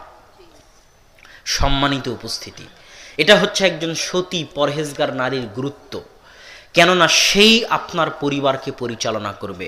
এই জন্য সৎ পরহেজগার নারীকে বিবাহ করতে না পারলে পরিবার আদর্শবান করা সম্ভব হবে না। অতএব যুবক যারা বিবাহ করবে তারা অবশ্যই সজাগ থাকিও। সাময়িক আনন্দকে প্রাধান্য দিতে গিয়ে স্থায়ী শান্তিকে পর্যুদস্ত করিও না। সাময়িক আনন্দকে প্রাধান্য দিতে গিয়ে স্থায়ী শান্তিকে নষ্ট করিও না। কেননা তুমি প্রেমের মাধ্যমে যে সম্পর্ক করেছ, ওই সাময়িক আনন্দকে পাওয়ার জন্য তুমি যে বিবাহ বন্ধনে আবদ্ধ হবে, এর মধ্যে আল্লাহর বরকত এবং রহমত থাকবে না। তওবা করে ফিরে আসো এবং একজন পরহেজগার তাকওয়াবান নারী দেখে বিবাহ করো। মৃত্যু পর্যন্ত শান্তিতে বসবাস করবে ইনশাআল্লাহ। শান্তি এবং সুখ দুটো কিন্তু আলাদা জিনিস। শান্তি আর সুখ দুটো কি জিনিস? আলাদা জিনিস। এই যে পাকা বাড়ি, এসি আছে, ফ্যানের বাতাস চলতেছে, ফ্রিজ আছে, এটা হচ্ছে সুখ। এটা কি? সুখ। এসির বাতাস চলতেছে তারপরও ঘুম আসে না, মানে শান্তি নাই। কথা বুঝেননি? এসির বাতাস চলতেছে তারপরও ঘুম আসে না। পোলাও কোরমা দিয়ে ভাত খেয়েছে তাও ঘুম আসে না। ফুল সাজানো আছে, কত কি সাজানো আছে, শোকেজে টাইলস লাগানো আছে, তারপরও ঘুম আসে না। মানে কি নাই? শান্তি নাই। শান্তি হচ্ছে অমূল্য জিনিস যা ইসলাম দিতে পারে। কে দিতে পারে? ইসলাম দিতে পারে। সম্মানিত উপস্থিতি, এবার যখন বিবাহের অনুষ্ঠান শুরু হয়ে গেল, চলে আসলো, তখন আমি আগেই বলেছি বিবাহ পৈতৃক সম্পত্তি নয়, আল্লাহর রাসূলের দেখানো পথ অনুযায়ী বিবাহ করতে হবে। বিবাহের নামে যত রসম রেওয়াজ, অপসংস্কৃতি, বেহায়াপনা, বেলেল্লাপনা যা সমাজে আছে, যেটা বিবাহকে কঠিন বানিয়েছে, আনুষ্ঠানিকতা বিবাহকে কি বানিয়েছে? কঠিন। যে সমাজে বিবাহ যত কঠিন, ওই সমাজে জেনা তত সহজ। যে সমাজে বিবাহ যত কঠিন, ওই সমাজে জেনা তত সহজ। আমাদের সমাজে হিন্দুয়ানি রীতি আছে, স্বামী মারা গেলে স্ত্রী দেখবেন আর একটা বিবাহ করবে না। আমাদের সমাজে আছে না নাই? মুসলমান সমাজে এটা হিন্দুদের নীতি, জেনা করবে কিন্তু আর একটা বিবাহ করবে না। এটা কাদের নীতি? হিন্দুদের নীতি। আরে খাদিজা রাদিয়াল্লাহু তাআলা আনহা থেকে শুরু করে উম্মে সালামা রাদিয়াল্লাহু তাআলা আনহা থেকে শুরু করে তাদের স্বামী মারা গেছিলেন। স্বামী মারা যাওয়ার পর আল্লাহ রাসূল তাদেরকে বিবাহ করেছেন। আল্লাহ রাসূল বিধবাকে বিবাহ করেছেন। আল্লাহ রাসূল তালাক প্রাপ্তকে বিবাহ করেছেন। তাহলে আমাদের সমাজে একবার তালাক হয়ে গেলে, একবার স্বামী মারা গেলে তার আর বিবাহ হবে না। সেটাই যেন সেই মেয়ের সবচেয়ে সম্মান মর্যাদার, যে ছেলে মেয়ে নিয়ে আছে, স্বামী মারা যাওয়ার পর এখন আর বিবাহ করেনি, এটাই যেন সম্মান মর্যাদার। এটা কুসংস্কার, হিন্দুয়ানি কুসংস্কার। যেই সমাজে বিবাহ যত কঠিন, ওই সমাজে কি তত সহজ? জেনা তত সহজ।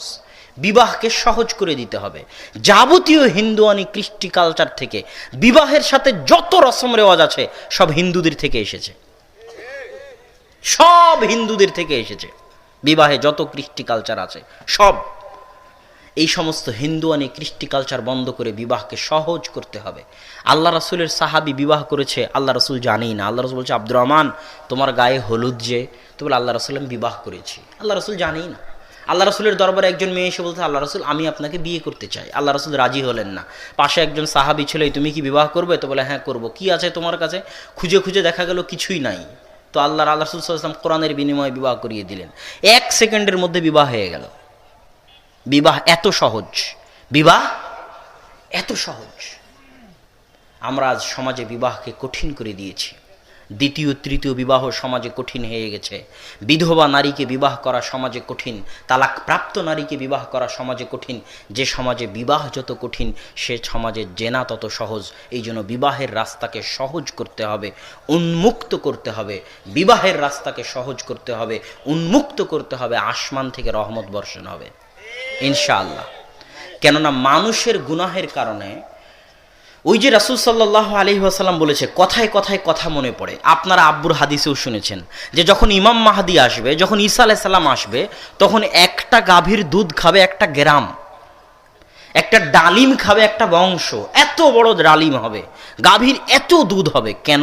ওখানে হাদিসে বলা হয়েছে যে মানুষের পাপের কারণে শস্য ফলমূল কম হয়, মানুষের পাপের প্রভাব পৃথিবীতে পড়ে। তো ওই 7 বছরের ন্যায়পরায়ণ শাসন, যখন মানুষ পাপ গুনাহ করবে না, তখন আল্লাহর রহমত বরকত এত বর্ষণ হবে যে একটা গাভীর দুধ খাবে 1 গ্রাম, একটা ডালিম খাবে 1 বংশ। আজকেও সম্ভব যদি আমরা পাপ বন্ধ করে দিই, আল্লাহ রহমত বরকত বর্ষণ করবেন। এই জন্য বিবাহের রাস্তাকে সহজ করতে হবে, উন্মুক্ত করতে হবে। আর বিবাহকে যাবতীয় হিন্দুয়ানি কৃষ্টি কালচার থেকে মুক্ত রাখতে হবে।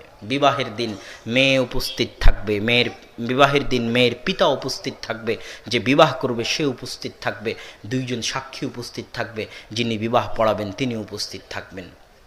বিবাহ হয়ে গেল, আর কিছু লাগবে না। আর বিবাহ পড়ানোর পরে অলিমা করিয়ে দিবে, শেষ, আর কিছু নাই। আগে পরে লেজ বা সামনে পরে কিছু কোনো অনুষ্ঠান কিছু নাই, এখানেই বিবাহ শেষ। এর মধ্যে আল্লাহ সুবহানাহু ওয়া তাআলা বরকত দিবেন। বিবাহ করে নিয়ে যখন বউকে ঘরে নিয়ে চলে গেলেন, তখন রাসূল সাল্লাল্লাহু আলাইহি ওয়াসাল্লাম বলতেছে যে স্ত্রীর কপালে হাত দিয়ে বলো, আল্লাহুম্মা ইন্নী আসআলুকা খায়রাহা ওয়া খায়রা মা জাবালতা ফিহা ওয়া আউযু বিকা মিন শাররিহা ওয়া শাররি মা জাবালতা ফিহা। হে আল্লাহ, আমার স্ত্রীর মধ্যে আপনি যে কল্যাণ রেখেছেন সেই কল্যাণ চাই, আর যে অকল্যাণ রেখেছেন সেই অকল্যাণ থেকে পরিত্রাণ চাই, বাঁচতে চাই। এই দোয়া করতে হবে। বাসর রাত আপনার কাছে আনন্দের মাধ্যম, বাসর রাত আপনার কাছে বেহায়াপনা বেলেল্লাপনার মাধ্যম, কিন্তু বাসর রাত ইসলামে একটা অনেক গুরুত্বপূর্ণ অনেক গুরুত্বপূর্ণ জিনিস, কেননা এর মধ্যে পরবর্তী প্রজন্ম আসবে এর মাধ্যমে। এই যে ছোট ছোট বাচ্চারা বসে আছে, এরা 20 বছর পর বাংলাদেশ আবাদ করবে। এরা হচ্ছে আল জিল সালেহ, প্রজন্ম পরবর্তী। এদেরকে যদি সৎ করে গড়ে তোলা না যায়, তাহলে পৃথিবীর পরবর্তী প্রজন্ম সৎ হবে না। এই জন্য একটা সৎ সন্তান কিভাবে মানুষ হবে, একটা আদর্শ পরিবার কিভাবে গড়ে উঠবে, তারা স্টেপ বাই স্টেপ পরিকল্পনা ইসলাম দিয়ে রেখেছে। আমি এবং আপনি পালন করি না। তাই দোয়া পড়া শেষ হয়ে গেলে স্বামী স্ত্রী সালাতে দাঁড়িয়ে যাবে, 2 রাকাত সালাত আদায় করবে, সালাত আদায় করে আল্লাহর নিকটে দোয়া করবে যেন এই দীর্ঘস্থায়ী একটি আদর্শ পরিবার, একটা সৎ প্রজন্ম গড়ে তোলার লক্ষ্য নিয়ে আজকে যে আমরা বিবাহ বন্ধনে আবদ্ধ হলাম, যেন আমরা জাতিকে সৎ প্রজন্ম দিতে পারি এবং এর বিনিময়ে যেন একসাথে জান্নাতে থাকতে পারি। এই যে লম্বা সুদীর্ঘ পরিকল্পনা, দীর্ঘস্থায়ী লক্ষ্য এবং উদ্দেশ্য নিয়ে স্বামী স্ত্রীর যে যাত্রা শুরু হচ্ছে, এই যাত্রার শুরুতে এই 2 রাকাত সালাত, এই দোয়া অনেক বড় ভূমিকা রাখবে। তারপরে যখন আপনি আপনার স্ত্রীর সাথে সহবাসে যাবেন, মিলনে যাবেন, তখনও আল্লাহ এবং আল্লাহ রাসূল দোয়া শিখিয়ে দিয়েছে। কেননা ওটা আপনার নিকটে আনন্দের মাধ্যম হলেও ওখান থেকে আল্লাহ সন্তান দিবেন। এটা আল্লাহর পৃথিবী পরিচালনায় আল্লাহর নীতি, সুন্নাতুল্লাহ ফি তাদবীরিল আরজ। পৃথিবী পরিচালনায় আল্লাহর কিছু নীতি আছে, যে নীতিগুলোর আল্লাহ লঙ্ঘন করেন না। এই নীতিটা আপনি কিভাবে বুঝবেন? 1500 বছরের ইতিহাস পড়েন, তাহলে বুঝবেন যে আল্লাহ পৃথিবী কিভাবে পরিচালনা করে। কথা মনে বুঝাতে পারিনি। যেমন ইয়াকুব আলাইহিস সালাতু ওয়াস সালামের ছেলে ইউসুফ যখন হারিয়ে গেল, ইউসুফ আলাইহিস সালাম কুয়ায় চলে গেলেন, কুয়া থেকে উদ্ধার হয়ে বাদশার ঘরে গেলেন, বাদশার ঘর থেকে অপবাদ মাথায় নিয়ে জেলে চলে গেলেন, জেল থেকে অপবাদ মুক্ত হয়ে মন্ত্রী হলেন, মন্ত্রী হওয়ার পরে পিতার কাছে ফিরে আসলেন। এই দীর্ঘ সময় পিতা জানে না যে ছেলে বেঁচে আছে না মারা গেছে। কথা বুঝতে পারেননি? পিতা কেঁদে কেঁদে চোখ অন্ধ হয়ে গেছে, পিতা জানেন না। কিন্তু তারপরও পিতা কি করেছেন? ধৈর্য ধারণ করেছেন। তাও কমসে কম 25 থেকে 30 বছর পিতা ধৈর্য ধারণ করেছেন। তাহলে 25-30 বছর ধৈর্য ধারণ এবং দোয়ার বিনিময়ে আল্লাহ নবীকে তার সন্তান ফিরিয়ে দিলেন। এটা হচ্ছে পৃথিবী পরিচালনায় কার নীতি? আল্লাহর নীতি। আপনিও ধৈর্য ধারণ করেন। এত অধৈর্য কেন হচ্ছেন? বিপদ আপদ আসতেছে, ধৈর্য ধারণ করেন, দেখবেন পৃথিবী পরিচালনায় আল্লাহর নীতির প্রতিফলন আপনিও পাবেন। ধৈর্যের শেষে আপনি সুফল পাবেন। ধৈর্য এত সহজ জিনিস নয়, ধৈর্য কঠিন জিনিস। ধৈর্য 3 প্রকার: আস-সাবরু আলাল মাআসি, আস-সাবরু আলাল আমাল সালেহ, আস-সাবরু আলাল মাআসি। ধৈর্য 3 প্রকার। 1, সৎ আমলের উপর ধৈর্য। সৎ আমলের উপর ধৈর্য মানে আব্দুর রাজ্জাক বিন ইউসুফ বক্তব্যে বলে গেল যে সকালে কোরআন পড়বেন, মন ভালো আছে, পরের দিন কোরআন পড়তে পেরেছেন, কিন্তু তারপরের দিন আর পাননি। 2 দিন পেরেছেন, 3 দিনের দিন পাননি। 4 দিন পেরেছেন, 5 দিনের দিন ছুটে গেছে। সোমবার বৃহস্পতিবারের সিয়াম রাখেন, 1 সপ্তাহ রেখেছেন, পরের সপ্তাহে পারেননি। কেন? সৎ আমলের উপর আপনার ধৈর্য নাই।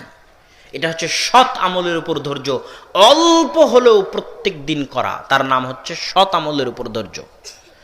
অসৎ আমলের উপর ধৈর্য, আব্দুর রাজ্জাক সাহেব বক্তব্যে বলে গেল যেন উলঙ্গ নারী গান বাজনা যেন না শুনি। 5 দিন বন্ধ থাকলো, 6 দিনের দিন আবার গান শুনেছেন। 1 সপ্তাহ বন্ধ থাকলো, 8ম দিনের দিন আবার শুনেছেন। মানে অসৎ আমল থেকে বিরত থাকার ক্ষেত্রে আপনার মধ্যে ধৈর্য নাই। এটা হচ্ছে অসৎ আমল থেকে বিরত থাকার ক্ষেত্রে ধৈর্য। আর এটা হচ্ছে বিপদ আপদ আসলে ধৈর্য ধারণ করা, সন্তুষ্ট হয়ে যাওয়া আল্লাহ যেটা ভাগ্যে রেখেছেন সেটার উপর। এটা হচ্ছে বিপদ আপদ আসলে ধৈর্য ধারণ করা। সম্মানিত উপস্থিতি, আমরা আলোচনা করছিলাম যে যখন আপনি বাসর ঘরে স্ত্রীর সাথে মিলনে যাবেন, তখনও ইসলাম দোয়া শিখিয়ে দিয়েছে। কি সেই দোয়া? বিসমিল্লাহি আল্লাহুম্মা জান্নিবনা শাইতান ওয়া জান্নিবি শাইতানা মা রাযাকতানা। হে আল্লাহ, আজকে আমাদের এই মিলন থেকে আপনি শয়তানকে দূরে রাখেন এবং এর মাধ্যমে আপনি যে সন্তান রিজিক হিসেবে দিবেন, সেই সন্তানকেও শয়তানের সংস্পর্শ থেকে দূরে রাখিয়েন। কত বড়, কত মহৎ দোয়া! প্রত্যেক স্টেপ ইসলাম বলে দিয়েছে যে কিভাবে আপনি আদর্শ পরিবার গড়ে তুলবেন। যদি এগুলো একটাও আপনি না করেন, তাহলে কিভাবে আদর্শ পরিবার হবে, কিভাবে সৎ সন্তান হবে, কিভাবে সন্তানকে আপনি ভালো করার আশা করতে পারেন? সম্ভব নয়। এগুলো স্টেপ বাই স্টেপ অনুসরণ করতে হবে। আল্লাহ আমাদের তৌফিক দিক, আল্লাহুম্মা আমিন। এবার যখন সন্তান মায়ের পেটে আসলো, 9 মাস 10 দিন, এই সন্তান 9 মাস 10 দিন মায়ের ঋতু বন্ধ থাকে, হায়েজ বন্ধ থাকে। কেন? এই 9 মাস 10 দিন মায়ের রক্ত সন্তান খায়, সন্তান বেড়ে ওঠে, তার শরীর বেড়ে ওঠে মায়ের রক্ত থেকে, যেটা নাভির মাধ্যমে সন্তান গ্রহণ করে থাকে। এটা আল্লাহর সিস্টেম, আল্লাহ করে দিয়েছে এইভাবে। তো এই 9 মাস 10 দিন মা যা কিছু করবে তার প্রভাব ওই সন্তানের উপর পড়বেই পড়বে। এই 9 মাস 10 দিন যদি মা কোরআন তেলাওয়াত না করে, সালাত আদায় না করে, ঝগড়াঝাটিতে ব্যস্ত থাকে, পরকীয়ায় ব্যস্ত থাকে, টিভি সিরিয়াল দেখায় ব্যস্ত থাকে, জেনায় ব্যস্ত থাকে, তাহলে প্রত্যেক কুকর্মের প্রভাব ওই নিষ্পাপ সন্তানের উপর পড়বে। শুধু তাই নয়, 2.5 বছর বয়স পর্যন্ত সন্তান মায়ের দুধ খেতে থাকবে। ওই 2.5 বছর বয়স পর্যন্ত মা যা কিছু করবে তার একদম ডাইরেক্ট প্রভাব, সরাসরি প্রভাব সন্তানের উপর পড়বে, নিষ্পাপ সন্তানের উপর। তাহলে এই সন্তানকে ভালো রাখার দায়িত্ব কার? মায়ের। এই দায়িত্ব মাকে বুঝতে হবে। কে বলেছে মা বেকার? কে বলেছে আমার স্ত্রী আমার মেয়ে বাড়িতে বেকার বসে আছে? অসম্ভব। আপনার স্ত্রী হাউস ওয়াইফ এই নামটাও ঠিক নয়, হাউস মেকার। আদর্শ পরিবারের কারিগর হচ্ছে আপনার স্ত্রী। ওর কাজ ওই টিভি সিরিয়ালের সামনে বসে থেকে টিভি সিরিয়াল দেখা নয়। এটা একজন স্ত্রী এবং মা বোনের কাজ নয় যে সারাদিন টিভির সামনে বসে থেকে হিন্দি ইন্ডিয়ান সিরিয়াল দেখবে আর সমাজকে নষ্ট করবে, আর পরকীয়ার জন্ম হবে সমাজে এই সিরিয়ালগুলো থেকে। এটা মা এবং বোনের কাজ নয়। তার কাজ বাইরে গার্মেন্টসে গিয়ে চাকরি করা, এটাও তার কাজ নয়।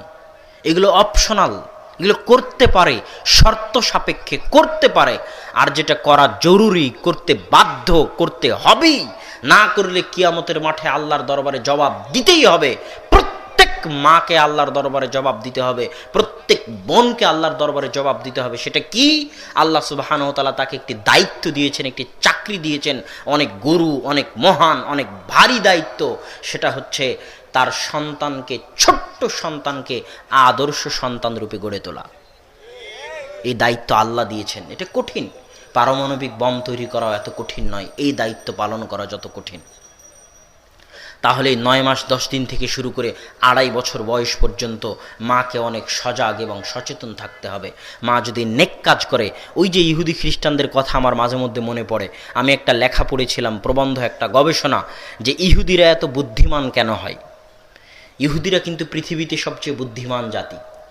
অল্প সংখ্যায় কেউ ইহুদি ধর্ম গ্রহণ করতে পারবে না বাই বর্ন, জন্মগত ইহুদি না হলে।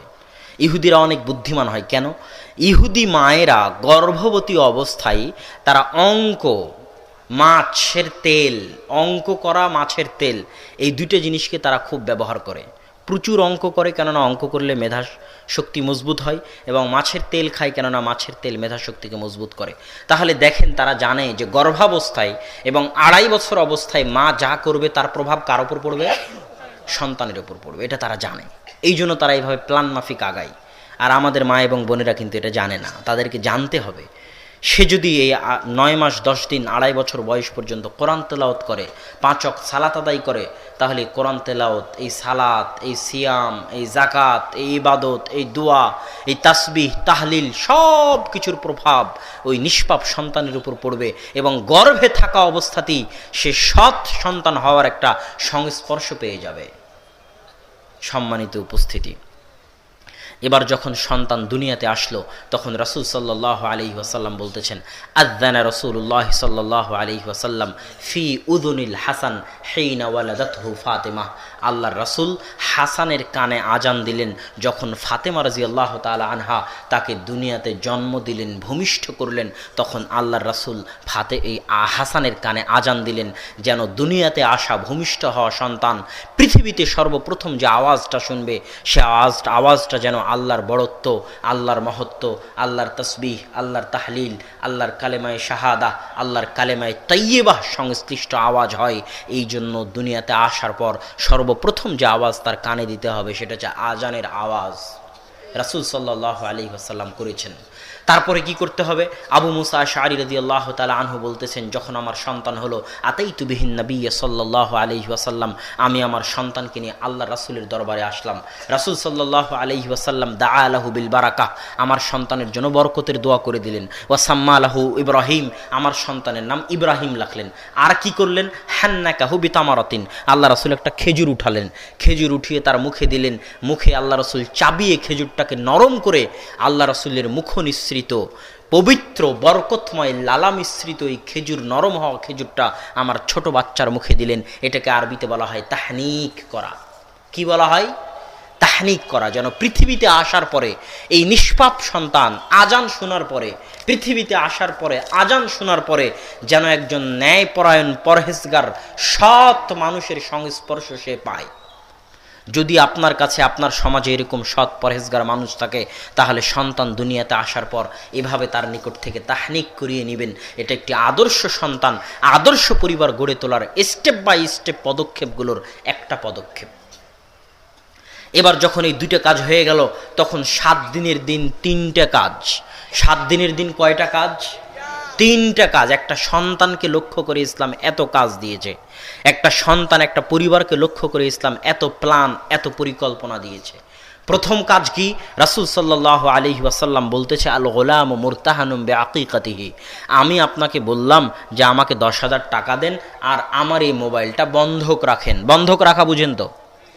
উর্দুতে বলে গিরবি রাখা, আর আরবিতে বলে রেহেন রাখা, আর বাংলায় বলে বন্ধক রাখা।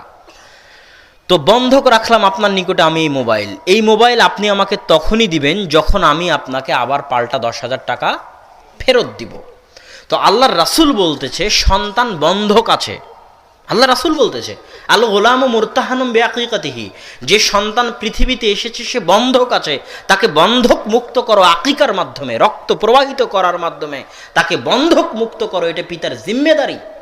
আল্লাহ রাসূল হাদিসে এই শব্দই ব্যবহার করেছে যে সন্তান বন্ধক আছে যতক্ষণ না তার পক্ষ থেকে 7 দিনের দিন রক্ত প্রবাহিত করা হয়, রক্ত প্রবাহিত করার মাধ্যমে তাকে বন্ধক মুক্ত করো। এটা আল্লাহ রাসূলের হাদিস। এটা প্রথম কাজ।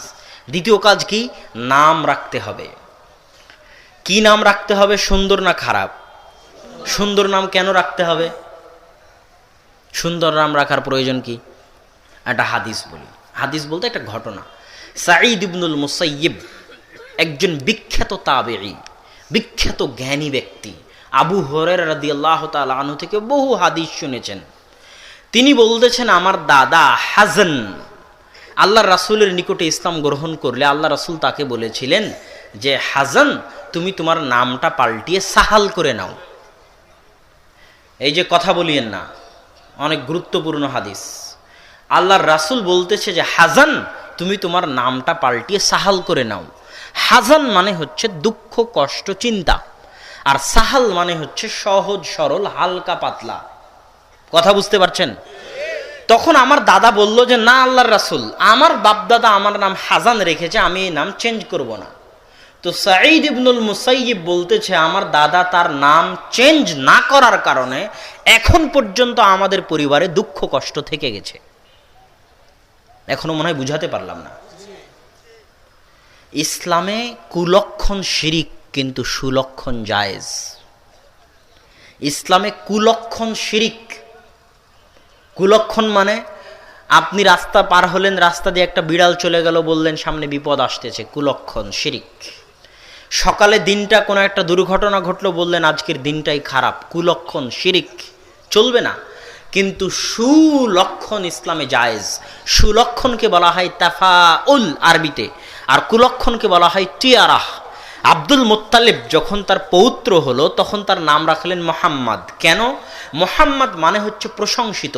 তো আব্দুল মুত্তালিব সুলক্ষণ গ্রহণ করেছে যে আমি যদি আমার পৌত্রের নাম মুহাম্মদ রাখি, হতে পারে আল্লাহ দয়া করে আমার এই পৌত্রকে প্রশংসিত করবেন। আল্লাহ তার সুলক্ষণকে কবুল করেছে, তার পৌত্র আজকের পৃথিবীতে সবচেয়ে প্রশংসিত ব্যক্তি মুহাম্মদ সাল্লাল্লাহু আলাইহি ওয়াসাল্লাম। মুহাম্মদ মানে প্রশংসিত, এটা সুলক্ষণ। এই জন্য আল্লাহ রাসূল বলছে আহসিনু আসমাআকুম, সুন্দর নাম রাখো।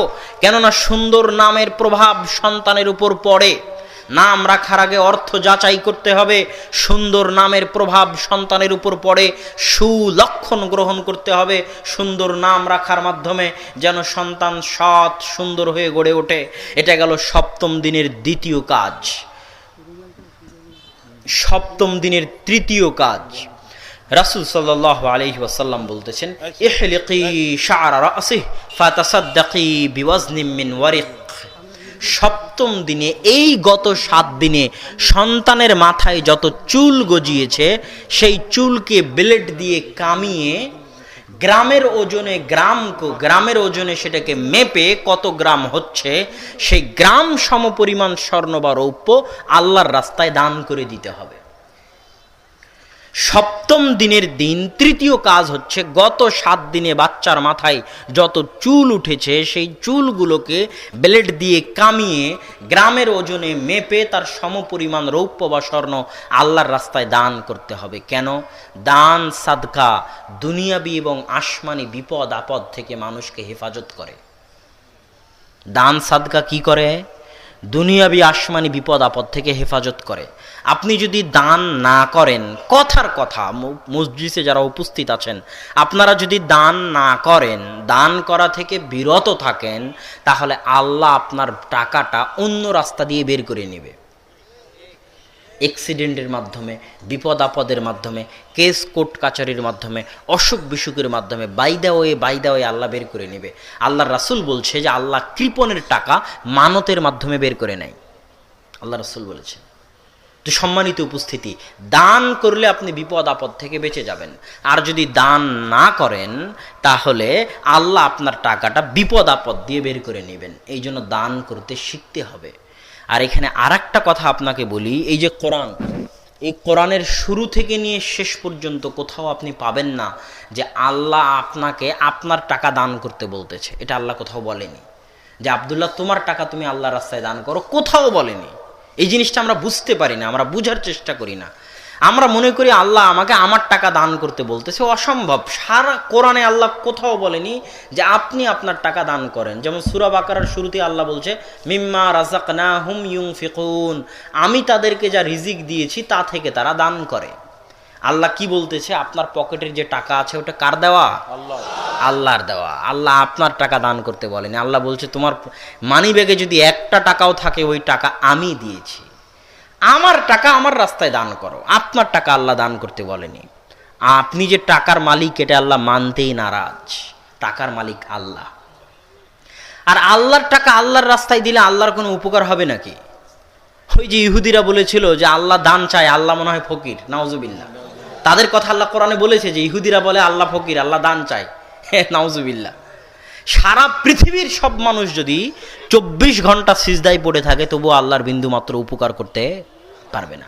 আর সারা পৃথিবীর সব মানুষ যদি 24 ঘন্টা গুনাহ করে আল্লাহর বিন্দু মাত্র ক্ষতি করতে পারবে না। এই জন্য আল্লাহ বলেছে কুল হুয়াল্লাহু আহাদ আল্লাহুস সামাদ, আল্লাহ হচ্ছেন মুখাপেক্ষীহীন।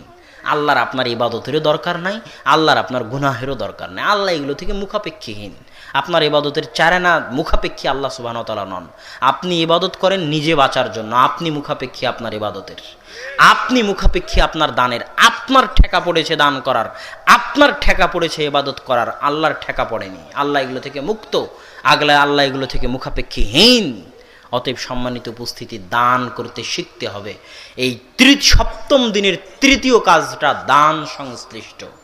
আল্লাহ সুবহানাহু ওয়া তাআলা এই সপ্তম দিনে তিনটা কাজ দিয়েছেন, যার সারমর্ম আকিকা করা, সুন্দর নাম রাখা এবং মাথার চুল ওজন করে সেই সমপরিমাণ স্বর্ণ বা রৌপ্য আল্লাহর রাস্তায় দান করা। এবার এই সন্তানের সপ্তম দিনের পর থেকে নিয়ে 2.5-3 বছর বয়স পর্যন্ত অনেক গুরুত্বপূর্ণ সময়, যেটা আমাদের সমাজের পিতামাতা বুঝতে পারে না। আমি এবং আপনি যে বাংলা বলতেছি, এই বাংলা আমরা কার কাছে শিখেছি? কখন শিখেছি? যখন আমাদেরকে মানুষ মনে করতো যে আমরা কিছু বুঝি না, যখন মানুষ আমাদেরকে মনে করতো যে আমরা কিছু জানি না, আমরা কিছু বুঝি না। আপনিও বলতেছেন আপনার ছোট বাচ্চা কিছু বুঝে না, কিন্তু কিছু না বুঝলেও আল্লাহ সুবহানাহু ওয়া তাআলা তার এই ছোট্ট শিশুর মধ্যে এমন শক্তি দিয়েছেন অ্যাচিভ করার, অর্জন করার, হাসিল করার, যে তার চারিপাশে যা কিছু ঘটতেছে, যা কিছু চলতেছে, যা কিছু মানুষ বলতেছে, যা কিছু মানুষ করতেছে, সব কিছু দেখে ছোট্ট বাচ্চা যে কিছুই বুঝে না সে শিখে ফেলে। এই শক্তি আল্লাহ তাকে দিয়েছে, যেটা মানুষ রোবটকে দিতে পারেনি। এটি রোবট আর মানুষের মধ্যে পার্থক্য, আদম সন্তান আর রোবটের মধ্যে পার্থক্য। সম্মানিত উপস্থিতি, ওই 2.5-3 বছর বয়স পর্যন্ত ওই ছোট্ট বাচ্চা যা কিছু দেখবে তাই শিখবে। অনুকরণ প্রিয়, অনুকরণের মাধ্যমে সে কথা বলা শিখে, অনুকরণের মাধ্যমে সে হাঁটা শিখে, অনুকরণের মাধ্যমে সে খাওয়া শিখে, অনুকরণের মাধ্যমে সে সব কিছু শিখে। এই 2.5-3 বছর যদি বাপ মা সারাদিন ঝগড়া করে, শাশুড়ি বউ সারাদিন ঝগড়া করে, তো সন্তান ঝগড়াই শিখবে। সারাদিন যদি টিভি সিরিয়ালের সামনে বসে থাকে তো সন্তান ওটাই শিখবে। এই 2.5-3 বছর বয়সের সন্তান যদি কান্না করে আর আপনি যদি তাকে গান বাজিয়ে তার কান্না থামান, তাহলে ওই সন্তান বড় হলে লুচ্চাই হবে। এটা স্বাভাবিক। বিজ্ঞানও এর সাথে সম্পৃক্ত, ইসলামও এর সাথে সম্পৃক্ত, এটা অস্বীকার করার কোনো রাস্তাই নাই। এই 2.5-3 বছর সময় ওই সন্তানের আশেপাশে যা কিছু ঘটবে, এই জন্য পিতামাতাকে সজাগ সচেতন থাকতে হবে। যদি তারা সত্যিই আদর্শ সন্তান চায়, যদি তারা সত্যিই আদর্শ পরিবার চায়, তাহলে এটাকে সিরিয়াস নিতে হবে, গুরুত্বের সাথে নিতে হবে, সন্তানকে গুরুত্বের সাথে নিতে হবে। সন্তান হালকা কোনো বিষয় নয়, ফেলে দেওয়ার কোনো বিষয় নয়। এবার 3-5 বছর বয়স থেকে 7-8-10 বছর বয়স পর্যন্ত একটা পরিকল্পনা, এই পরিকল্পনা ইসলামও দিয়েছে। রাসূল সাল্লাল্লাহু আলাইহি ওয়াসাল্লামের কথা এভাবেই হাদিসের বই 1400 বছর থেকে পড়ে আছে। আল্লাহ রাসূল বলছেন, মুরু আওলাদাকুম বিসসালাত ওহুম আবনাউ সাবঈ সিনিন, তোমরা তোমাদের সন্তানদেরকে সালাতের আদেশ দাও যখন তাদের বয়স 7 বছর। ওয়াজরিবুহুম, এবং তাদেরকে সালাতের জন্য পিটাও যখন তাদের বয়স 10 বছর। আর যখন তাদের বয়স 10 বছর তখন তাদের বিছানা আলাদা করে দাও। 10 বছর বয়সী ভাই বোন একই বিছানায় একই ল্যাপকাথার নিচে থাকতে পাবে না, এটা আল্লাহ রাসূল বলে গেছে হাদিসের বইয়ে। এভাবেই 1400 বছর থেকে আছে।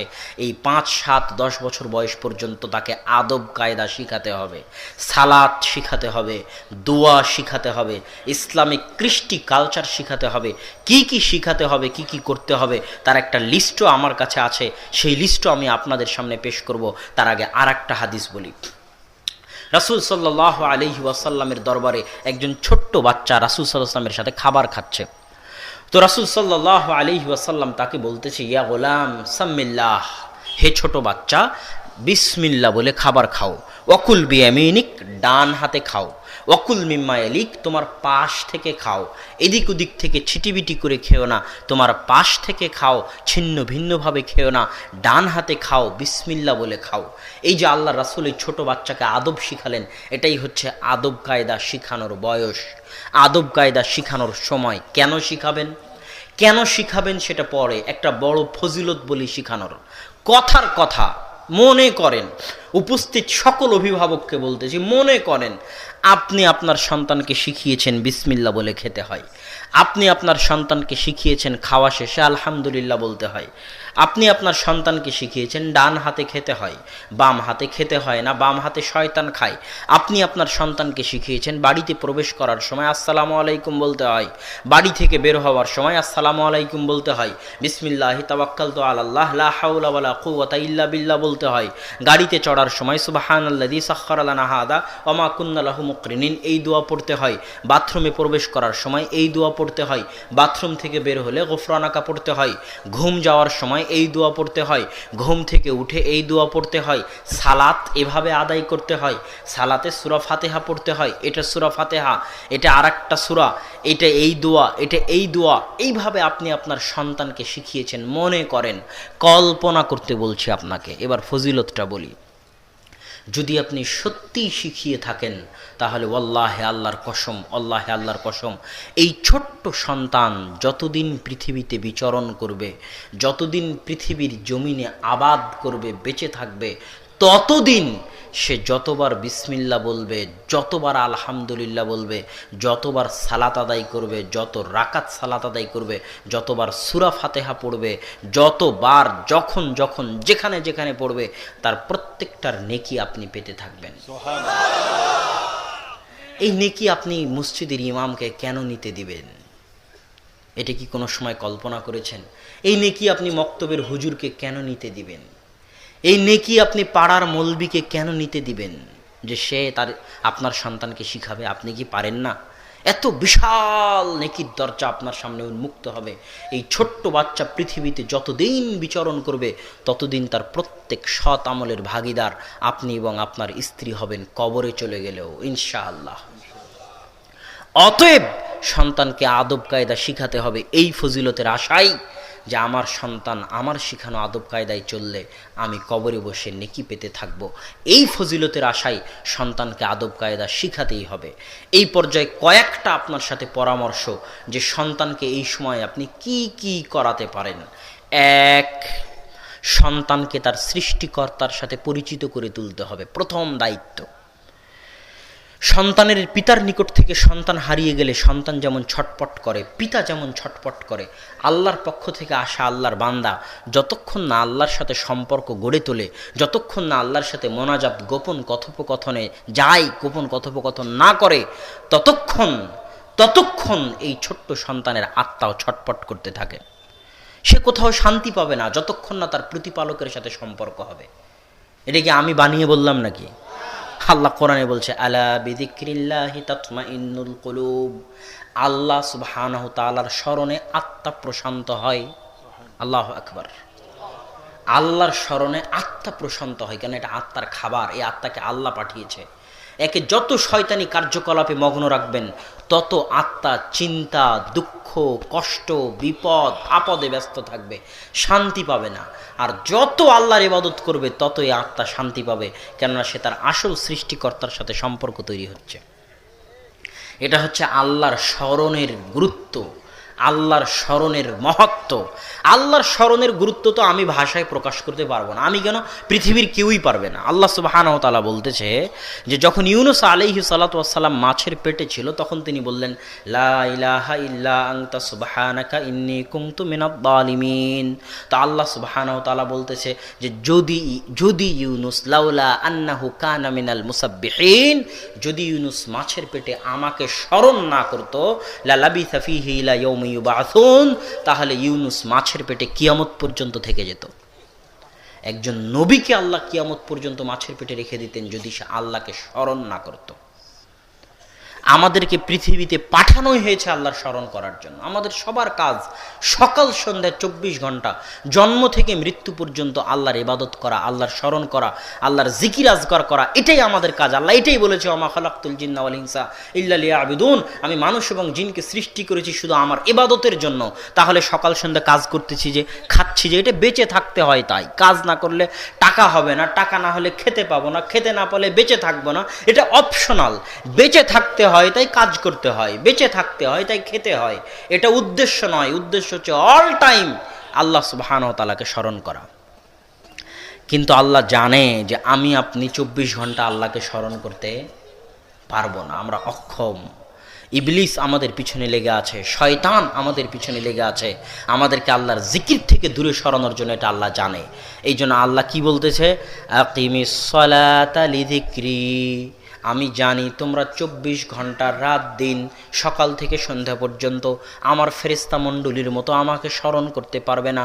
তবে জেনে রাখো বান্দা, যদি না পারো কমসে কম অন্তত পক্ষে যে কোনো মূল্যে আমি আল্লাহ তোমার সৃষ্টিকর্তা আমাকে দিনে রাতে 24 ঘন্টায় অন্তত পক্ষে কমসে কম যে কোনো মূল্যে 5 বার স্মরণ করিও। আকিমিস সালাতা লিযিকরি, তোমরা সালাত আদায় করো আমাকে স্মরণ করার জন্য। এই জন্য কমসে কম যে কোনো মূল্যে কতবার আল্লাহকে স্মরণ করতে হবে? 5 বার।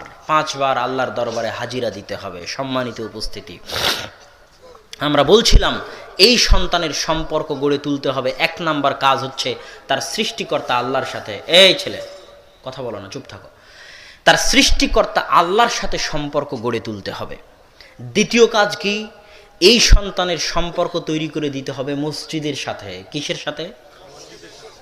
মসজিদের সাথে। ইসলামী সমাজে আদর্শ পরিবারে মসজিদের গুরুত্ব সীমাহীন ও অপরিসীম। আপনাদের মনে আছে কিনা জানি না, বক্তব্যের শুরুতে বলেছিলাম জামাতবদ্ধ জীবনযাপনের দ্বিতীয় অর্থ আসবে, বলেছিলাম না? সেই দ্বিতীয় অর্থ এখন আসতেছে। আল্লাহ সুবহানাহু ওয়া তাআলা ইব্রাহিম আলাইহিস সালাতু ওয়াস সালামকে বলতেছেন, ইব্রাহিম আলাইহিস সালাম কে জানেন? আবুল আম্বিয়া, নবীদের পিতা। ইব্রাহিম আলাইহিসসালাতু ওয়াসসালামের পর থেকে নিয়ে মুহাম্মদ সাল্লাল্লাহু আলাইহি ওয়াসাল্লাম পর্যন্ত এমন কোন নবী আসেননি যেই নবীর পিতা ইব্রাহিম আলাইহিস সালাম নন। এত মহান ব্যক্তি ইব্রাহিম আলাইহিস সালাতু ওয়াসসালাম, তাকে আল্লাহ বলতেছে ওয়া তাহির বাইতিয়া লিত-তাইফিন, ইব্রাহিম তোমরা বাপ বেটা মিলে কাবা ঘর ঝাড়ু দাও। মানুষ কাবা ঘরে সালাত আদায় করতে এসে মানুষের পা থেকে যে ময়লা ঝরে পড়ে, সেই ময়লা ইব্রাহিম তুমি পরিষ্কার করো, তুমি আর তোমার ছেলে পরিষ্কার করো। মানুষ কাবা ঘরে তাওয়াফ করতে এসে তাদের নাক থেকে যে ময়লা ঝরে পড়ে, এই নাকের ময়লা ইব্রাহিম তুমি পরিষ্কার করো, ইব্রাহিম তোমার ছেলে পরিষ্কার করুক। এটা আল্লাহর নির্দেশ। তো মসজিদ পরিষ্কার করা, মসজিদ সাফ করা, মসজিদের মাদুর ধোয়া, মানুষের নাকের ময়লা পরিষ্কার করা, মানুষের পায়ের ময়লা মসজিদ থেকে পরিষ্কার করা কাদের কাজ? নবীদের কাজ। কাদের কাজ? ইব্রাহিম আলাইহিস সালাতু ওয়াস সালামের কাজ। ঈসা আলাইহিস সালাতু ওয়াস সালামের মা, পৃথিবীর সর্বশ্রেষ্ঠ নারীদের একজন মারিয়াম আলাইহাস সালাতু ওয়াস সালাম, তিনি কি করতেন জানেন? তিনি বাইতুল মাকদেসের খাদেমা ছিলেন। বাইতুল মাকদেস এই মসজিদকে মানুষের ময়লা থেকে পরিষ্কার করা, বাইতুল মাকদেসের মেঝে মুছা, বাইতুল মাকদেসের মেঝে ঝাড়ু দেওয়া, মানুষের নাকের ময়লা যা মসজিদে পড়ে থাকে সেটা সাফ করা, মানুষের পায়ের ময়লা যেটা মসজিদে পড়ে থাকে সেটা সাফ করা ঈসার মায়ের কাজ, শ্রেষ্ঠ নারীদের একজন মারিয়ামের কাজ আলাইহাস সালাতু ওয়াস সালাম। এটা হচ্ছে একটা পরিবারে মসজিদের গুরুত্ব। যদি সৎ আদর্শ পরিবার গড়তে চান তাহলে বাপ বেটা মিলে মসজিদের খেদমত করতে হবে, মসজিদে লাইট আছে কিনা দেখতে হবে, মসজিদের মাদুর পরিষ্কার কিনা খেয়াল করতে হবে, মসজিদ পরিষ্কার আছে কিনা সাফ করতে হবে, বাপ বেটা মিলে মসজিদ মুছতে হবে, মসজিদ ঝাড়ু দিতে হবে, যদি আদর্শ পরিবার গড়তে চান ইব্রাহিম আলাইহিস সালাতু ওয়াস সালামের মতো। মসজিদ ছাড়া আদর্শ পরিবার অসম্ভব। নাকি কথা আপনাদের কাছে স্পষ্ট নাকি অস্পষ্ট? মসজিদের সাথে সম্পর্ক ছাড়া কোনো মতেই কোনোভাবেই আদর্শ পরিবার গড়ে উঠতে পারে না, পারে না, পারে না।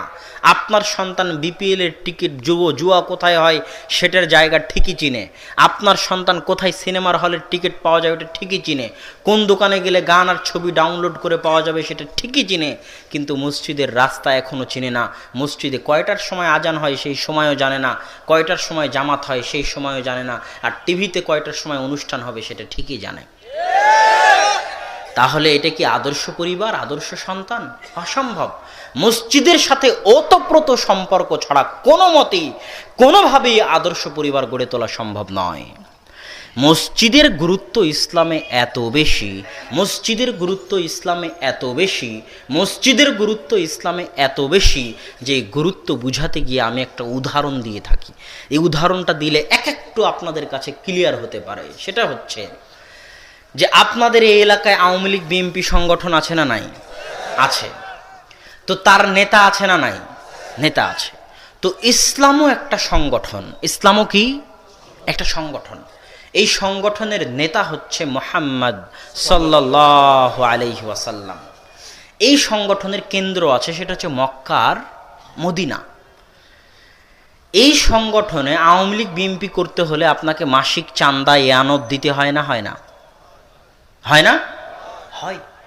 যদি আপনি আওয়ামী লীগ বিএনপি করেন, চাঁদা ইয়ানত না দেন, তাহলে আপনি সংগঠনের সদস্য থেকে বাদ পড়ে যাবেন, থাকতে পারবেন না।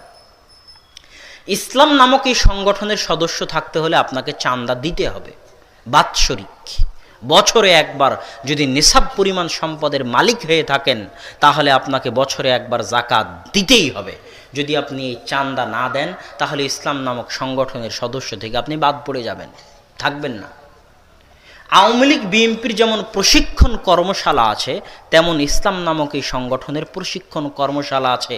মাসব্যাপী সংযমের প্রশিক্ষণ, ত্যাগের প্রশিক্ষণ, অন্যায় অনাচার গুনাহ থেকে বেঁচে থাকার প্রশিক্ষণ, লোভ লালসা থেকে বেঁচে থাকার প্রশিক্ষণ, ইবাদত পরহেজগারিতার প্রশিক্ষণ। রমজান মাসের মাসব্যাপী এই প্রশিক্ষণে যদি আপনি অংশগ্রহণ না করেন তাহলে ইসলাম নামক সংগঠনের সদস্য থেকে আপনি বাদ পড়ে যাবেন। যেমন আওয়ামী লীগ বিএনপির কেন্দ্রীয় সম্মেলন হয়, আজকে তাবলিগ জামাতের কেন্দ্রীয় সম্মেলন হচ্ছে টঙ্গীতে, হচ্ছে না? তেমন ইসলামের কেন্দ্রীয় সম্মেলন আছে। যদি আপনার সামর্থ্য থাকে, শক্তি থাকে, তাহলে জীবনে একবার হলেও সেই সম্মেলনে আপনাকে হাজিরা দিতেই হবে, সেটা হচ্ছে হজ। এগুলো সব চলে গেল। ইসলাম নামক সংগঠনে চাঁদা দিলেন বছরে একবার, ইসলাম নামক সংগঠনের প্রশিক্ষণে অংশগ্রহণ করলেন বছরে 1 মাস, ইসলাম নামক সংগঠনের কেন্দ্রীয় সম্মেলনে হাজিরা দিলেন জীবনে একবার যদি সামর্থ্য থাকে। এবার ইসলাম নামক সংগঠনের শাখা আছে, শাখা কেন্দ্র। আওয়ামী লীগের শাখা অফিস আছে না? ঠিক ইসলাম নামক সংগঠনের শাখা অফিস আছে। সেটা হচ্ছে সারা পৃথিবীতে ছড়িয়ে থাকা মসজিদগুলো ইসলাম নামক এই সংগঠনের শাখা অফিস। যদি আপনি ইসলাম নামক এই সংগঠনের সদস্য থাকতে চান তাহলে দিনে 5 বার এই শাখা অফিসে হাজিরা দিতে হবে। যদি হাজিরা না দিতে পারেন তাহলে ইসলাম নামক সংগঠন থেকে আপনি কি হয়ে যাবেন? বাদ হয়ে যাবেন। তাহলে আপনি জামাত থেকে বের হয়ে গেলেন। কি থেকে বের হয়ে গেলেন? জামাত থেকে বের হয়ে গেলেন। এটা হলো জামাতবদ্ধ জীবনযাপনের দ্বিতীয় অর্থ। সারা পৃথিবীতে ছড়িয়ে ছিটিয়ে থাকা মসজিদের সাথে সম্পৃক্ত সমাজ ভিত্তিক ইসলাম যে নিয়ম করে দিয়েছে, নিজাম করে দিয়েছে। কি করে দিয়েছে? আরে আজ না হয় গণতন্ত্র আমেরিকা থেকে আমদানি হয়ে এসেছে, তাই চোর চাট্টা চামার মেচর মথি অশিক্ষিত জাহেল মূর্খ তাদের ভোটে তাদের মতোই আর এক জাহেল চেয়ারম্যান মেম্বার মন্ত্রী এমপি হয়ে যাচ্ছে। কিন্তু ইসলাম যদি আবার আসে তাহলে এই সমস্ত চেয়ারম্যান মেম্বার এমপি মন্ত্রী এদের কোনো ভ্যালু নাই। যাবতীয় বিচার সালিশ বিবাহ শাদী কোর্ট কাচারি এভরিথিং হচ্ছে ইসলামের শাখা অফিস মসজিদ থেকে পরিচালিত হবে। ইমামকে ওই কমিটি ধমক দেওয়া তো দূরের কথা, ইমামের কথায় সমাজ চলবে। তবে ইমাম হবে যোগ্য, ইমাম হবে ন্যায়পরায়ণ, ইমাম হবে শিক্ষিত, ইমাম হবে আলেম। ইমাম ওই মসজিদের ইমামের অধীনে ওই সমাজ পরিচালিত হবে এবং ওই সমাজের বিচার সালিশ আচার ফায়সালা কোর্ট কাচারি বিবাহ শাদী এভরিথিং এই মসজিদের সাথে সম্পৃক্ত হবে। যারা এই মসজিদের সাথে সম্পৃক্ত থাকবে না তারা খারেজ আনিল জামাআহ, তারা জামাত থেকে বের হয়ে যাবে। সরকার ইসলামী খলিফা চাইলে তাদেরকে হত্যা করতে পারে। সম্মানিত উপস্থিতি, এটা হচ্ছে মসজিদের গুরুত্ব ইসলামে।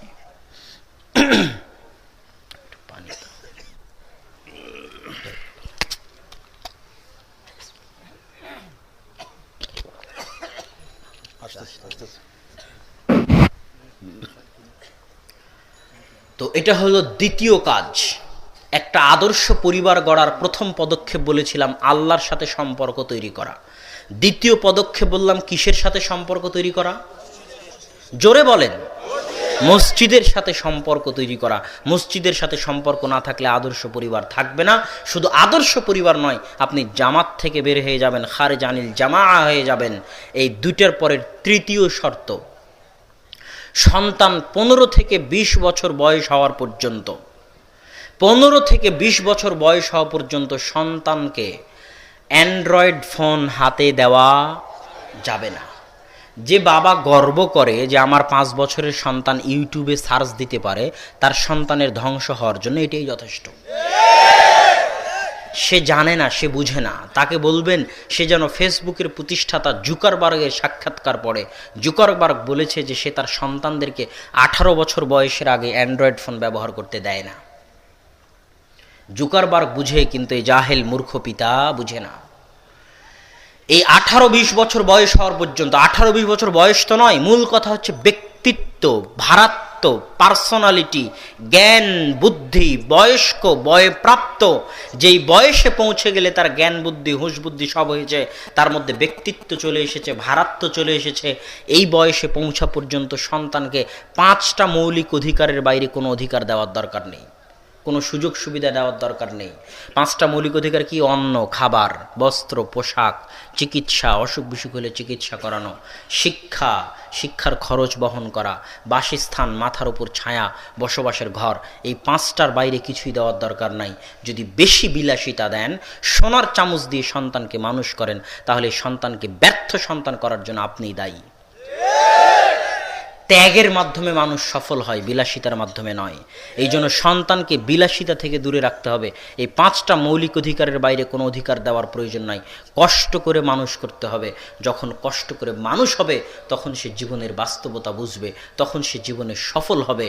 এই জন্য 18-20 বছরের মধ্যে যতই অজুহাত আসুক, জিপিএ 5 পেয়েছে তো কি হয়েছে, পঞ্চমে হোক অষ্টমে হোক দাখিলে হোক আলিমে হোক, তাই মোটরসাইকেল কিনে দিতে হবে, তাই অ্যান্ড্রয়েড ফোন কিনে দিতে হবে, এটা ফালতুগিরি। যদি বলেন যে আমি আমার সন্তানকে কন্ট্রোল করতে পারতেছি না, তাহলে আপনি যোগ্য পিতা নন। আপনি দেখবেন যোগ্য পিতা কাকে বলে। আপনাকে একজন যোগ্য পিতার ঘটনা শোনাই। আয়েশা রাদিয়াল্লাহু তাআলা আনহা বলতেছেন, সাকাতাত লি কিলাদাতুন, একবার যুদ্ধ থেকে ফিরছিলাম মদিনার মুখে, তো আমার গলার হার রাস্তায় হারিয়ে গেছে। কে বলছে? আয়েশা রাদিয়াল্লাহু তাআলা আনহা। তো গলার হার এমন জায়গায় হারিয়ে গেছে যেখানে পানি নাই। কি নাই? এদিকে সালাতের সময় হয়ে গেছে, গলার হার হারিয়ে গেছে, যেতেও পারছি না, পানিও নাই, সালাতেরও সময় হয়ে গেছে।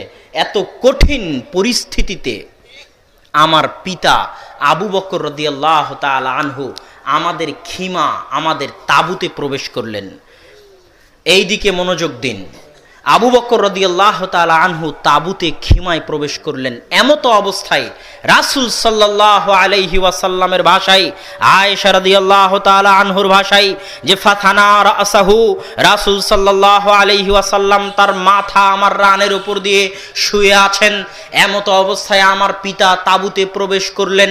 এখন এই ঘরের মধ্যে তিনজন ব্যক্তি, একজন হচ্ছে পৃথিবীর সর্বশ্রেষ্ঠ নবী, সর্বশ্রেষ্ঠ রাসূল, সর্বশ্রেষ্ঠ ব্যক্তি মুহাম্মদ সাল্লাল্লাহু আলাইহি ওয়াসাল্লাম, যিনি জামাই হয়ে শ্বশুরের সামনে স্ত্রীর কোলে মাথা রেখে শুয়ে আছেন, পৃথিবীর সর্বশ্রেষ্ঠ রাসূল, সর্বশ্রেষ্ঠ মানুষ।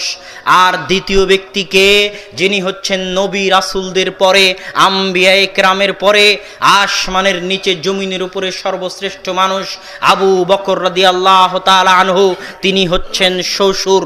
আর তৃতীয় মানুষকে আয়েশা রাদিয়াল্লাহু তাআলা আনহা, যিনি আল্লাহর রাসূলের শ্রেষ্ঠ স্ত্রীদের, জ্ঞানী গুণী পণ্ডিত পরহেজগার স্ত্রীদের, হাদিসের হাফেজ, কোরআনের হাফেজ, হাদিসের ব্যাখ্যাকার, কোরআনের তাফসীরকার, ফকিহবিদ। সাহাবীরা যখন কোনো মাসালা বুঝতে পারতেন না, তখন যার নিকটে যেতেন সেই বিদুষী, সেই মহিয়সী, সেই জ্ঞানী আয়েশা রাদিয়াল্লাহু তাআলা আনহা হচ্ছেন তৃতীয়, যিনি তার স্বামীর সামনে এবং বাপের সামনে এই তাঁবুতে আছেন। তার হাড় হারিয়ে গেছে, তিনি তার মাথা দিয়ে আছেন তার স্বামীর কোলে, যিনি পৃথিবীর সর্বশ্রেষ্ঠ রাসূল। আর দাঁড়িয়ে আছেন তার পিতা, যিনি পৃথিবীর সর্বশ্রেষ্ঠ মানুষ, নবী রাসূলদের পরে। এখন এই সর্বশ্রেষ্ঠ মানুষে সর্বশ্রেষ্ঠ নারী মহিলাকে এমন জোরে মারলেন যে আয়েশা রাদিয়াল্লাহু তাআলা আনহা বলছেন লাকাজানি লাকজাতান শাদীদা, এমন জোরে মারলেন যে পৃথিবীর সর্বশ্রেষ্ঠ রাসূল মুহাম্মদ সাল্লাল্লাহু আলাইহি ওয়াসাল্লাম যদি আমার রানের উপর মাথা দিয়ে শুয়ে না থাকতেন, আমি ছিটকে দূরে চলে যেতাম। এর নাম পিতা। এর নাম কি? পিতা। যিনি এত মহান হওয়ার পরেও, এত মহান ব্যক্তির সামনে, আল্লাহর রাসূলের সামনে, এত মহান বেটিকে, এবং বিবাহিত বেটিকে, অবিবাহিত নয়, কেমন বেটি? বিবাহিত বেটিকে জামাইয়ের সামনে বিবাহিত বেটিকে, জামাই যেমন তেমন জামাই, পৃথিবীর সর্বশ্রেষ্ঠ রাসূল, সর্বশ্রেষ্ঠ মানুষ মুহাম্মদ সাল্লাল্লাহু আলাইহি ওয়াসাল্লামের সামনে। তাহলে পিতা কত ব্যক্তিত্ববান, পিতা কত ভারাত্ববান, পিতার মর্যাদা, পিতার ব্যক্তিত্ব, পিতার ভারাত্ব কত বেশি যে তিনি এমনভাবে তার বিবাহিত মেয়েকে মারতে পারলেন। আর আপনার ছেলে আপনার নিকটে মোবাইল চায়, মোটর সাইকেল চায়, আর আপনি নিষেধ করতে পারেন না। বাড়ি থেকে টিভি বের করতে চান তো ছেলেরা নিষেধ করে, তাই টিভি বের করতে পারেন না। আপনি আবার পিতা, আপনি হচ্ছেন পিতা নামের কলঙ্ক।